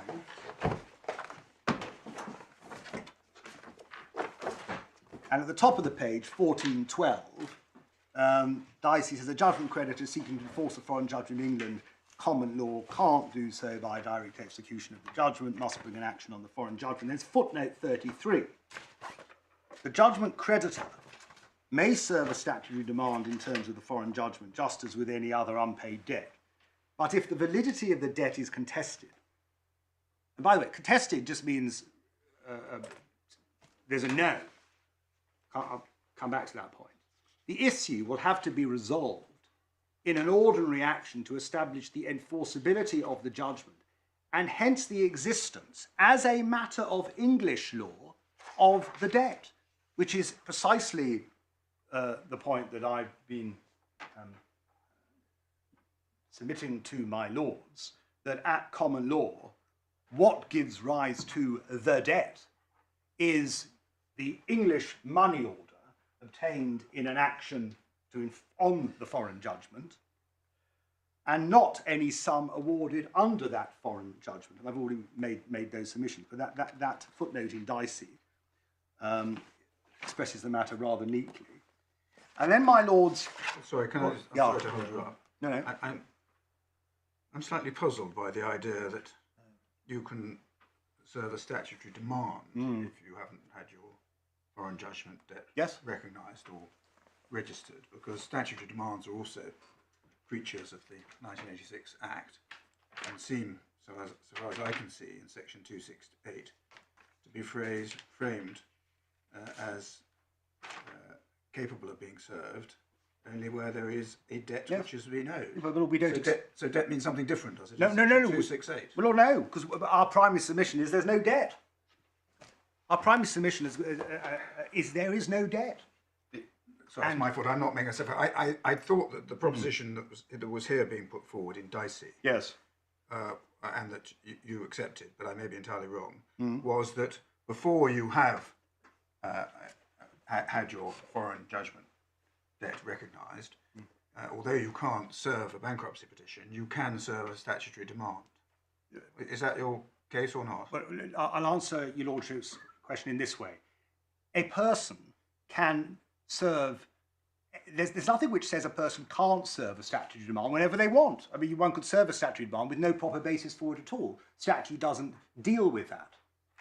We say it wouldn't be justified, it would not be justified to serve a statutory demand because there is no debt. So you say you could get the statutory demand set aside as of right? Yes, correct, because there is no Which debt. doesn't tally all that comfortably with the Dicey footnote.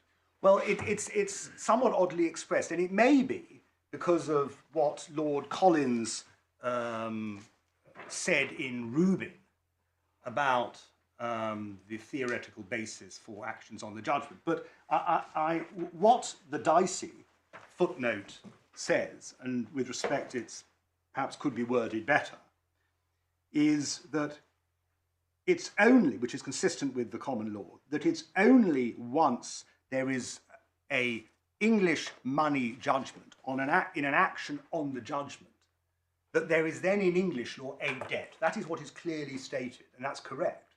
But sorry, I'm going to have to stop you. I don't understand why you're not just saying that the first sentence of footnote 33 is wrong. Well, I am saying that. But I thought a moment ago, in answer to one of the questions you were asked, you said that somebody could serve a statutory demand, albeit that it might be capable of being set aside as of right. I mean, I'm not sure I understand this. The point that was put to you is that the definition of a statutory demand is somebody to whom a debt is owed. Yeah. And if there is no debt, I'm not sure how they can serve something which qualifies under section 268 1A as a quote statutory demand. It's just not a statutory demand. I mean, yes, it would be set aside, but it'd be set aside not for any other reason than it's actually not a statutory demand. No, I respectfully agree.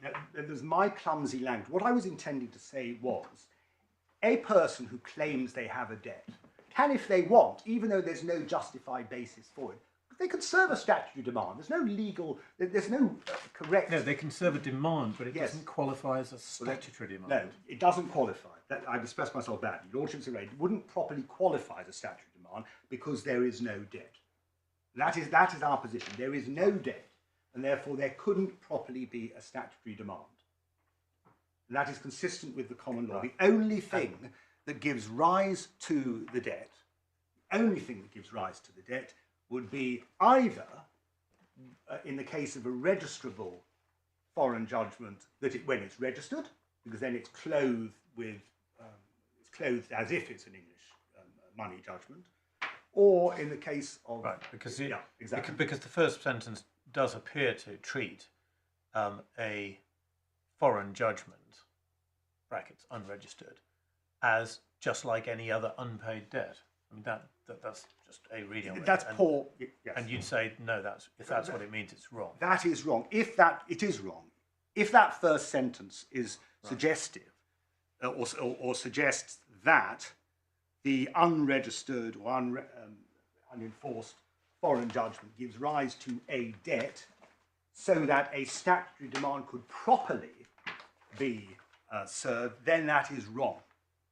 And that is our position. And the second sentence is when it says if the validity of the debt is contested, etc., that the issue will have to be resolved as in an ordinary action to establish the enforceability of the judgment and hence the existence as a matter of English law of the debt.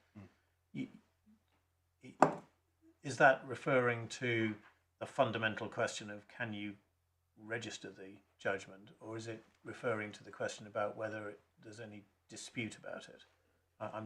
How do you read validity? Well, first of all, the word "the debt" is a wrong use of language.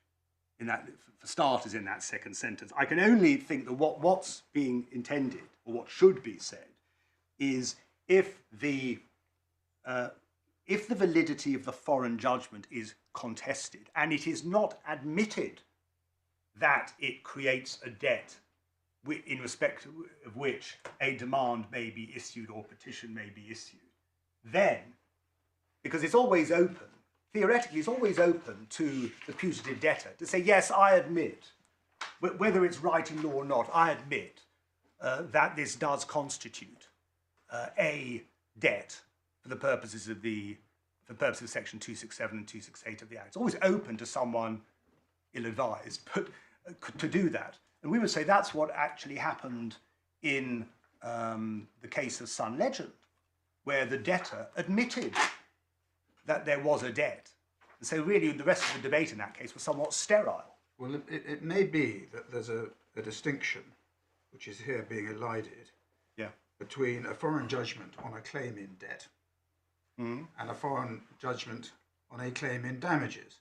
In the first case, there is already a debt before the foreign judgment is given. And in those circumstances, I can see how, in principle anyway, one could serve a statutory demand based on the underlying debt, irrespective of the foreign judgment. In the latter case, which is what we're concerned with, where the claim is one for damages, and the debt, if it be a debt, is only created by the foreign judgment, then the position may be different, and it may be that the authors in this footnote had in mind the former case. Is that a possible explanation? Lord, it would be a possible explanation, but it certainly, that explanation is, of course, not expressed. But your Lordship is right that in this particular case, it was a damages claim, and it was the Russian judgment from the arbitrage court which crystallized or made a liquidated sum for the first time. Can I Created the debt. It created the debt. There was no debt before then. And it wasn't so much the judgment itself. It was what we would, in English terms, characterise as the court's order, as opposed to its judgment. Yes, It was adjudicating upon a claim in damages. Yes. And as a result, making an order which created a debt. Yes, your Lordship is right. Can I drop one more thing in, just to confuse the matter, which I came across this morning? I think it's section 34 of the Civil Judgments and Jurisdiction Act 1982, which I think says if you've got a foreign judgment, you cannot sue on the underlying cause of action. Yes. And that would apply to debt as well as damages. Yes. So you couldn't say, look, I've got a foreign judgment, forget about it, I'll rely on my debt claim, Yeah. my contractual debt claim. Yeah. I mean, just going back to footnote 33, and then we'll leave it alone perhaps, but I mean, what you certainly, I think, do say is that the very last bit of it is right. Because you say the existence as a matter of English law of something described as a debt is only established when in ordinary proceedings you have registered the judgment. Yes. Or you've obtained an equivalent, or you've instituted an action on the judgment. Yeah, because Yeah. well, I mean, you look back to the text Yeah. to which this is a footnote. It's a footnote to a sentence. It says a judgment creditor seeking to enforce cannot do so by direct execution. It must bring an action on the foreign judgment, Yes. and that presumably is the action to establish the enforceability of the judgment. And you say, unless or until you do that, Yes. there is no debt in existence as a matter of English law. That's right. So that last line, or the last line and a half or so of that footnote is correct. Yeah. And indeed, if that is correct, then it doesn't. Then, as my Lord Justice Popplewell and the rest of your lordships really pointed out, the prior wording in the footnote doesn't really make sense and is wrong. Lords, then.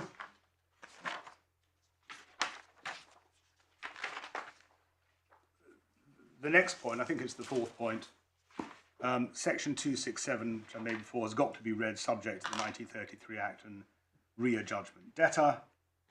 Then it wouldn't be surprising in those circumstances that a sum awarded under an unrecognised foreign judgment is also not such a debt, but we've set out the common law position anyway. Then fifthly, the submission that the 1986 Act swept away the common law rules is misconceived. We say when regard is had to the well-established principles of statutory construction, and we make those points in paragraphs 27 and 28 of our skeleton. But let me just show your lordship some of the authorities. It's authorities bundle tab 37, please.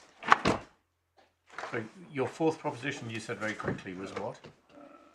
The fourth one was section 267 has got to be read subject to the 33 Act and what this court held in read a judgment debtor. So I'm just making the point again as another reason why my learned friend Smith is wrong. And therefore it wouldn't be, and it would be not at all surprising in those circumstances that the person with an unrecognised foreign judgment, or that a sum awarded under an unrecognised a common law foreign judgment is not a debt within the meaning of the section. And then as far as the fifth point, Benyon, is concerned, my lords, at tab 37, please, and again we've got the same problem, actually no, you can read it, I think. Page 700, well no, I think we haven't got the correct, the first page is 755, which is right, but then doesn't work. So, my lords, it's the first main page, which begins general. It's got a 786 in the bottom left-hand corner. And that's got to be read and applied in the context of the general body of law into which it's assimilated. Ordinary rules and principles of the common law will generally apply to and may impliedly qualify the express statutory provisions. And then the comment, your lordship see the comment that is... Mysterious first sentence, in fact. I mean, it obviously means an act is not enacted in a vacuum, but it says an is not enacted in a vacuum. Oh, sorry. Yes, absolutely. Yes. There's a vacuum in the sentence. There's a True. Yes. Surprising that got missed in the editorial checking, but anyway, that is right. And then there's reference to what Lord Hope said in Surrey County Council. And then the penultimate paragraph, intellectual justification for drawing on existing law in this way is that there's an expectation on the part of legislators and those involved in preparing legislation the courts will continue to act in accordance with and uphold established legal rules and principles. Reciprocal expectation on the part of the courts and legislators will proceed on that basis. And then, important sentence, and it follows that the legislature is presumed to be aware of the existing law, both common law and statute. And then, next page, middle of the page, just below the first punched hole, in all these ways and many more, a new statute needs to be read and applied in the context of the wider body of law. Fourth line, particular issues arise when it comes to determining whether an act is intended to displace or modify the common law, either generally or in its application in particular cases. Of course, axiomatic that Parliament can, if it chooses, displace any principle or rule of law. Equally axiomatic that unless Parliament does so, the principle or rule, if relevant, continues to operate in relation to an enactment. And then, as Mr. Justice Bile said in Morris, it's a sound rule to construe a statute in conformity with the common law, except where or insofar as the statute is plainly intended to alter the course of the common law. And then, my lords, over the page, section 25.8, implied abrogation. There may be implied abrogation or modification of a common law rule where it's inconsistent with the provisions of an act. Of course, we say there's no inconsistency here at all. Common law is complementary, not inconsistent. Then the comment, principles relating to implied repeal apply equally to the abrogation of common law rules. The basic test is whether a common law rule is so inconsistent with or repugnant to the provisions of the act that the two can't stand together. In the context of the common law, the presumption against implied abrogation is bound up with the presumption against legislative interference with the common law. And actually the examples given, or the example given of the United States and Jennings is a case there was no implied abrogation, there was still rule for the operation of the common law offence. But of course we're not actually even in that territory, because it's not as if one's in a realm of two competing strands. What it is, as I've said, is you've got the common law simply informing what is a debt, when there will be, as a matter of English law, a debt, and that is not inconsistent with or repugnant to the operation of the Insolvency Act or its regime. And then, my lords, at 25.9, also an act may impliedly displace the common law, but in considering whether an act has its effect, the courts will consider the extent to which the legislative purpose would be undermined by the common law continuing to operate alongside of it. There's no undermining here. And then, actually, under the comment, there's the fourth paragraph, the question whether an act displaces the common law ultimately on construction, having regard to all relevant interpretive criteria. One test courts have used is to ask whether the existence of a common law rule or principle in relation to a particular matter would cut across a legislative scheme or undermine its legislative purpose. But it doesn't. And going back to that passage, I asked respectfully your lordships to read at the end of the Law Quarterly Review article of Professor Briggs, paragraph 5 conclusion. Professor Briggs says this common law rule is deeply embedded, and if there's going to be any change, it's got to be clearly on the part of Parliament, or I suppose the Supreme Court, and not by some sort of side wind or by implication. And then 2511, which is at page 808, internal pagination, implied displacement by a comprehensive scheme, which is what my learned friends rely on. Where legislation forms a comprehensive statutory scheme for dealing with a matter, this may be taken as an indication of legislative intention that existing common law rights or remedies should not continue to apply in the same circumstances. So there are 2 points there. First is the point which I respectfully adopt, as it were, which the Lord Justice Snowden mentioned, that the 86 Act is not a complete code. But secondly, this case does not fall within the examples given, because we aren't concerned here with a situation where one's got, as it were, competing schemes or anything like that. But in any event, 2511 doesn't apply. And then, my lord, there's going back to the ITC case, if we may, which is in the supplemental bundle, and it's at page 36 of the supplemental bundle, this was in the context with Mr. Justice Millett's decision on jurisdiction as to whether the ITC was an unregistered company under Section 665 of the Act. Your Lordship see Section 665 of the Act on page 35. And Mr. Justice, Lord Justice Norse, quoted with, or cited rather, with approval what Mr. Justice Millett said at first instance at letter B on page 36. It's one thing to give effect to plain and unambiguous language in a statute. It's quite another to insist that general words must invariably be given their fullest meaning and apply to every object which falls within their literal scope regardless of the probable intentions of Parliament. So the point here is, the debt in Section 267 and 268 does not, in fact, cover a sum awarded under the foreign judgment. That would be contrary to the common law, the well-established common law position, and it can't have been that Parliament so intended. And then, my Lords, the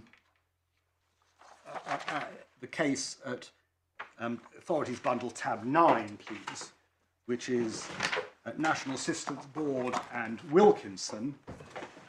And that was a case, a rather curious case, which concerned the construction of the National Assistance Act 1948. And the issue was whether a husband was bound to support under sections 42 and 43 of the Act in circumstances, or the wife, in circumstances where she unreasonably refused to live in a home provided by him, or may even have deserted him or committed adultery, in the words of Lord Goddard. And at the top of page 86, Lord Goddard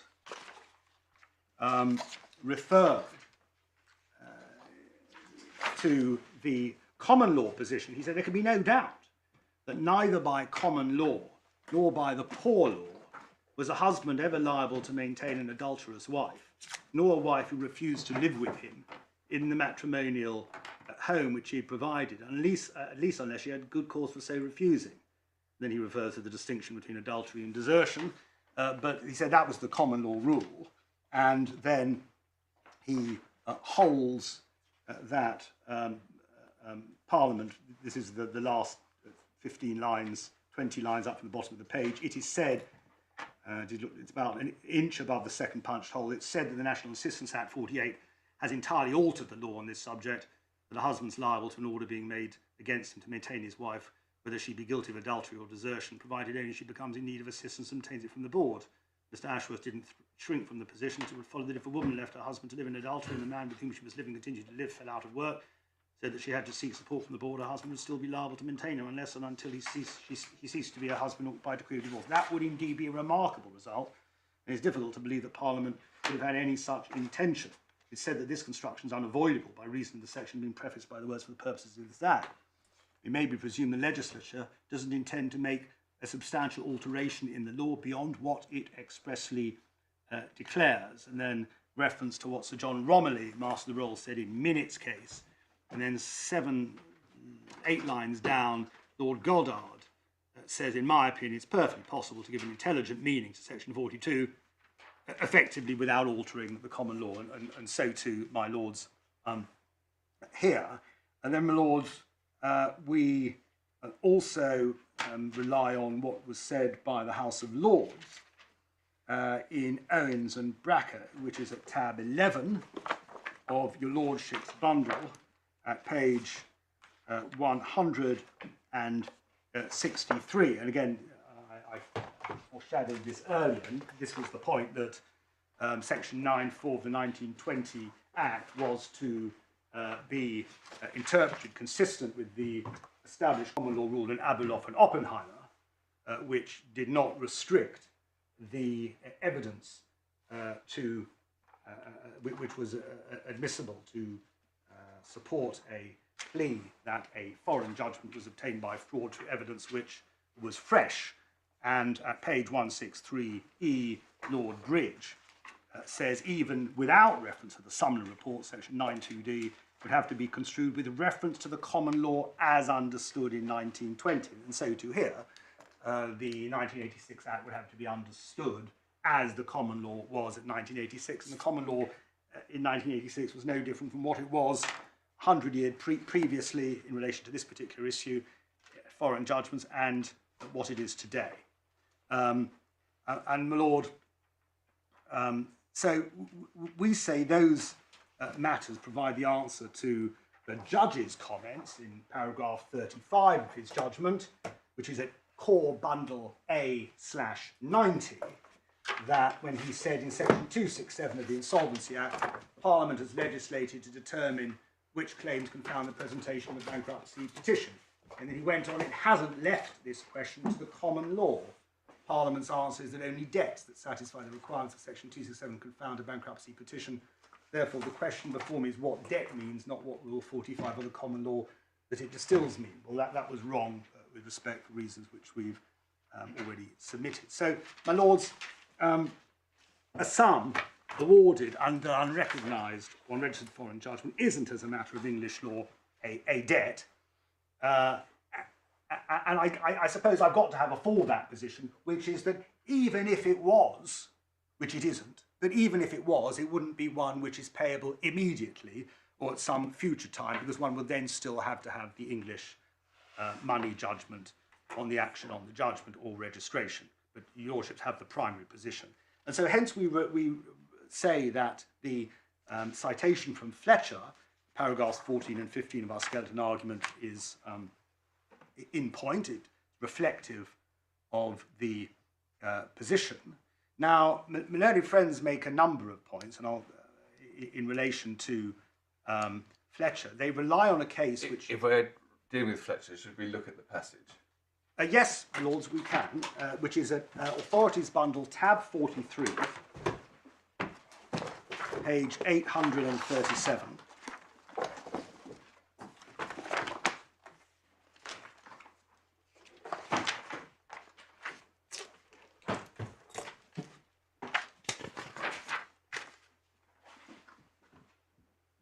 Under the heading, creditors who are ineligible to petition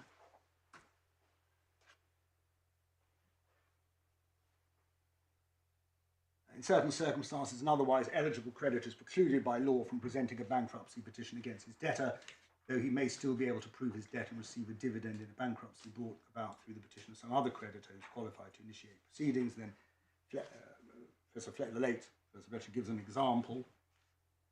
But then, about 10 lines up, as a general rule, wherever some obstacle would preclude the creditor from taking direct action at law to enforce his claim against the debtor, he'll be equally precluded from resorting to the bankruptcy court as an alternative means of enforcement. Although he may loosely be termed a creditor, such a claimant in reality isn't yet personally owed any proper legally enforceable debt, which can become the basis of the petition. And that is, we say, in point here. My Lords, the respondent produces the case of McGreevy, which is in your Lordship's supplemental authorities bundle.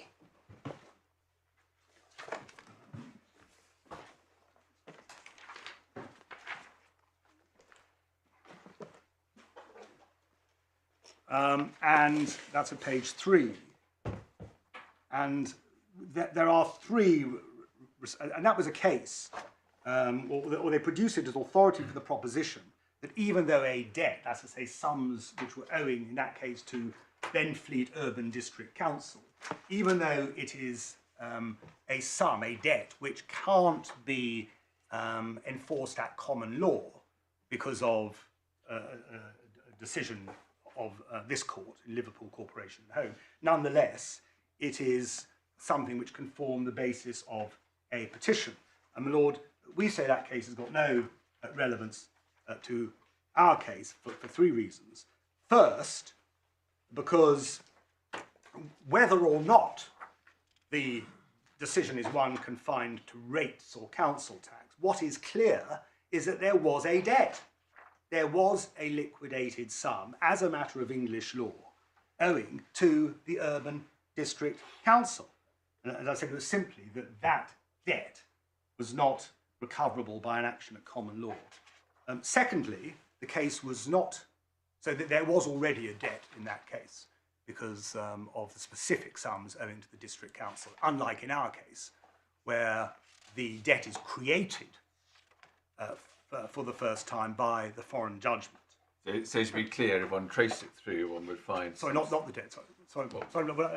Sorry, if one traced this through, one would find some underlying statutory provision which said that in these circumstances, rates were payable. Correct. The rates were payable under the relevant statutory provision. There was a liquidated sum as a matter of English law. It's just that this court said in the Liverpool Corporation and Hope case, you can't have an action. In our case, there is no debt. There will only be a debt if and when there is an action, if the Lordship accept our argument, we say it's right, if and when there is an action at common law in which they succeed and there is a consequential English money judgment. And in fact, Maloney Jr. Refers to, there are various rating evaluation acts, but we don't need to go into those. So rating evaluation rating acts. And I think it's the Rating and Valuation Act of 1925. And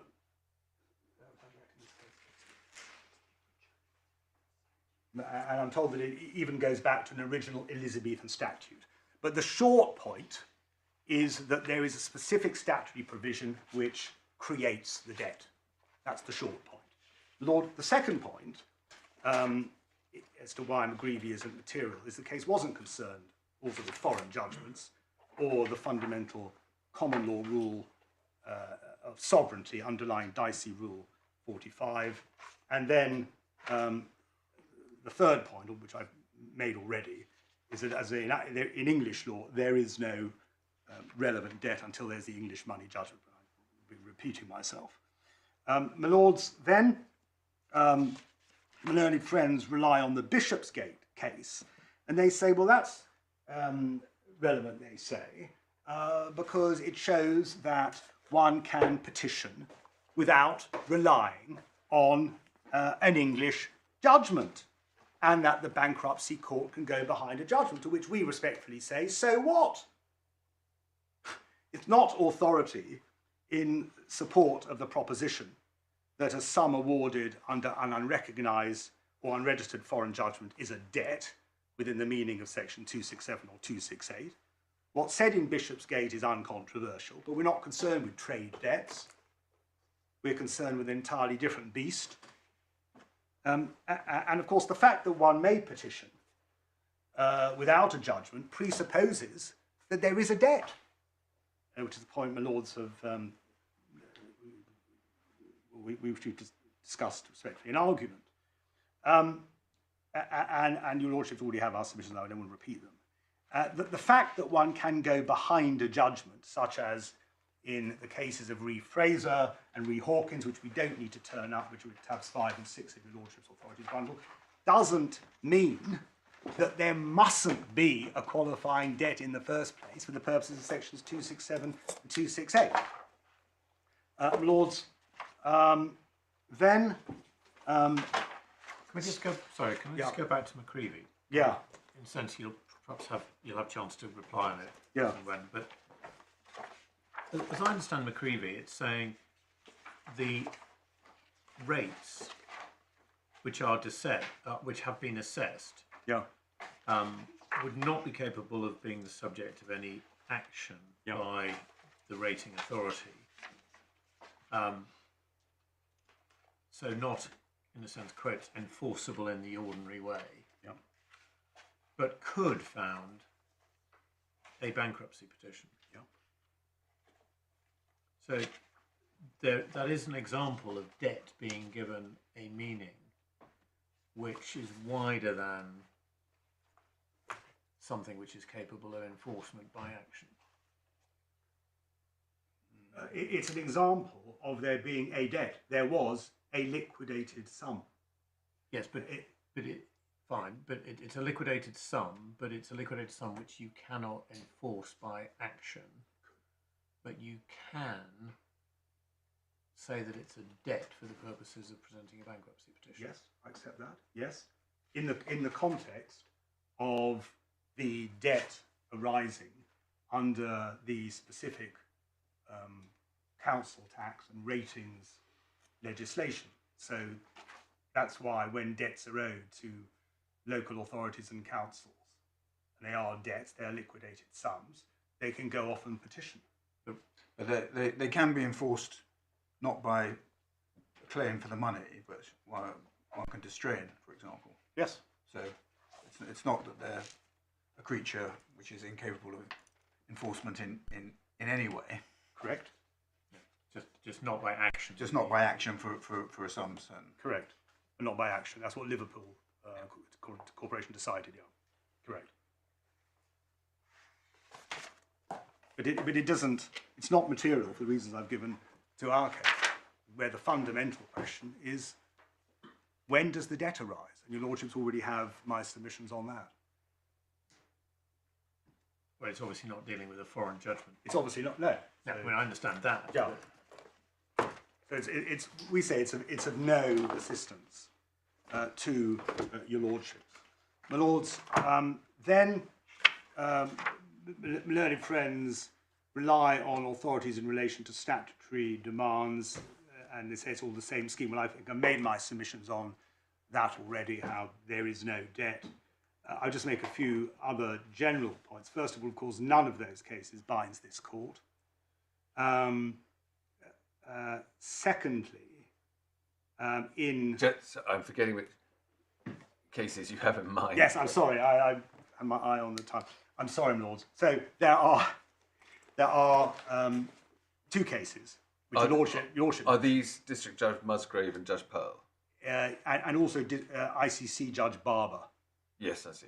Which was Muscalev. So Yes. It's His Honour Judge Pearl QC, Pace Europe, which is I don't need to turn it up, but it's tab 22 of the authorities, page 361.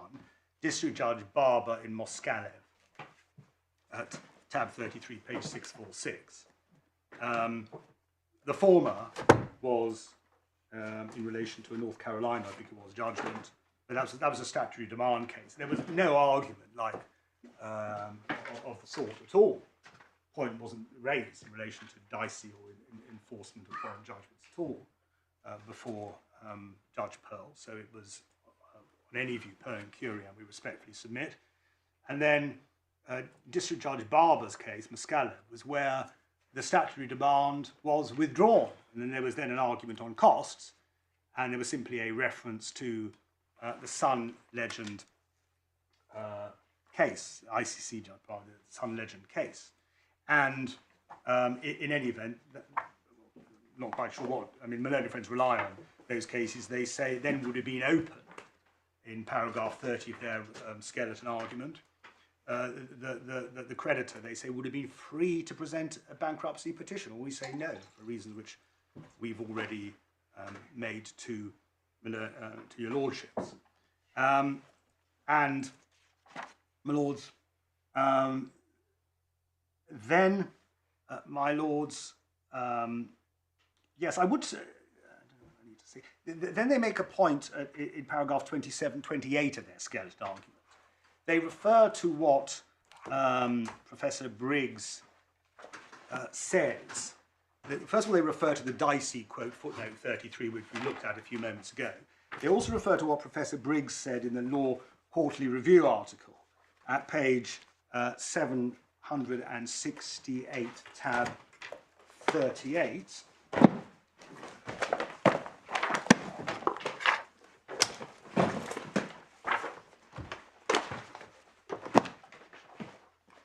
And page 768, there is footnote 12. Though they can use it, which is a reference to the foreign judgment, for the purpose of a statutory demand leading to a bankruptcy application, pausing there, that's wrong with respect, we say. If the liability is contested by the defendant, the entitlement of the judgment creditor to enforce the judgment will need to be established in English proceedings. What's then enforced is the English decision to admit the claim to prove in the bankruptcy. It's similar, but not quite the same. But I've already made my submissions on that, so I repeat those submissions mutatis mutandis. But to the extent that it's material, it's perhaps relevant that the verb that's used, your Lordship may think this is a good point or not, I don't know, but let me try it. That the verb that's used is contested or contest. He doesn't, Dicey and Professor Briggs do not say, as my learned friends say in paragraph 28, that if the debt is disputed on bona fide substantial grounds. They just say contested. And my Lord, we would say that contested simply means a denial. It's a no. It's a bit like in those cases of arbitration where a sum is claimed, which under a contract where there's an arbitration provision, and the person from whom the money is claimed simply says, no, I'm not paying. And your Lordships know Halki shipping. Halki shipping is clear authority for the proposition that a mere denial, the mere dispute, the mere non-payment is sufficient for there to give rise to a dispute falling within the terms of a relevant arbitration clause, so that the issue has to go off to arbitration. One doesn't need, first of all, to see whether the dispute is based on grounds which, say, would survive a summary judgment application. So we would say it's simply being used in the same sense. You have to distinguish between the question, is there a debt envisaged by the statute, i.e. within the meaning of the statute, and the practice or process which might be used to determine that question. Mm-hmm. Because the mere fact that you cannot, as a matter of practice of the company's court or the bankruptcy court, attempt to petition on the basis of a debt which is subject to a genuine dispute is just a matter of practice or procedure. Yes. It doesn't actually mean that it isn't a debt. No, I accept that. Yeah. I accept that. But Lordship is right. I was simply addressing the submission made in paragraph 28. That was all. Maybe inelegantly, but that was only the purpose of the point. You didn't. I know you're going down this paragraph 27. You didn't say anything about Muir-Hunter. I mean, you said something about Dicey and you said something about Professor Briggs. I mean, I think I know what you say about Muir-Hunter. In the sense, I suspect you don't agree with it, but thought I had. Sorry, did your Lordship mean Muir-Hunter? Yeah. Yeah. No, I don't agree with it. I mean, I think I mentioned that there's no authority that's cited to support that proposition. That was the bit which my learned friend showed the district judge, in this case at first instance. But when you say there's no authority cited, I mean, looking at Muir-Hunter, it now cites this case. But before this case, as I understand it, it cited District Judge Musgrave. Yes. So authority was cited. Well, I'm sorry. Authority that doesn't bind this court, and certainly not authority at High Court level. Your Lordship is absolutely right. I misspoke. But in that case, as your Lordship knows, the debtor admitted, the putative debtor, admitted that there was a debt. And in any event, for reasons which we set out in our skeleton, which I won't repeat, it was wrong. The rest of the... Do you happen to know when... Sorry, how long has that sentence appeared in Muir-Hunter? Gosh, I don't know the answer to that. I mean, maybe we'll sort that. If it would just be useful to know when it first appeared and under whose authorship. Yes. I can't remember. Is Muir-Hunter entirely loose leaf now? Yep. I mean, you could obviously go back to the last hard copy, but it may be that Mr. Phillips can see the process along the way. I don't know. Yeah, we will.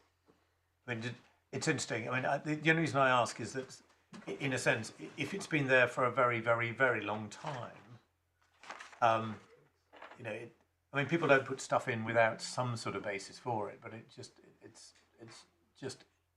it would be interesting to know when somebody had that thought and put it in.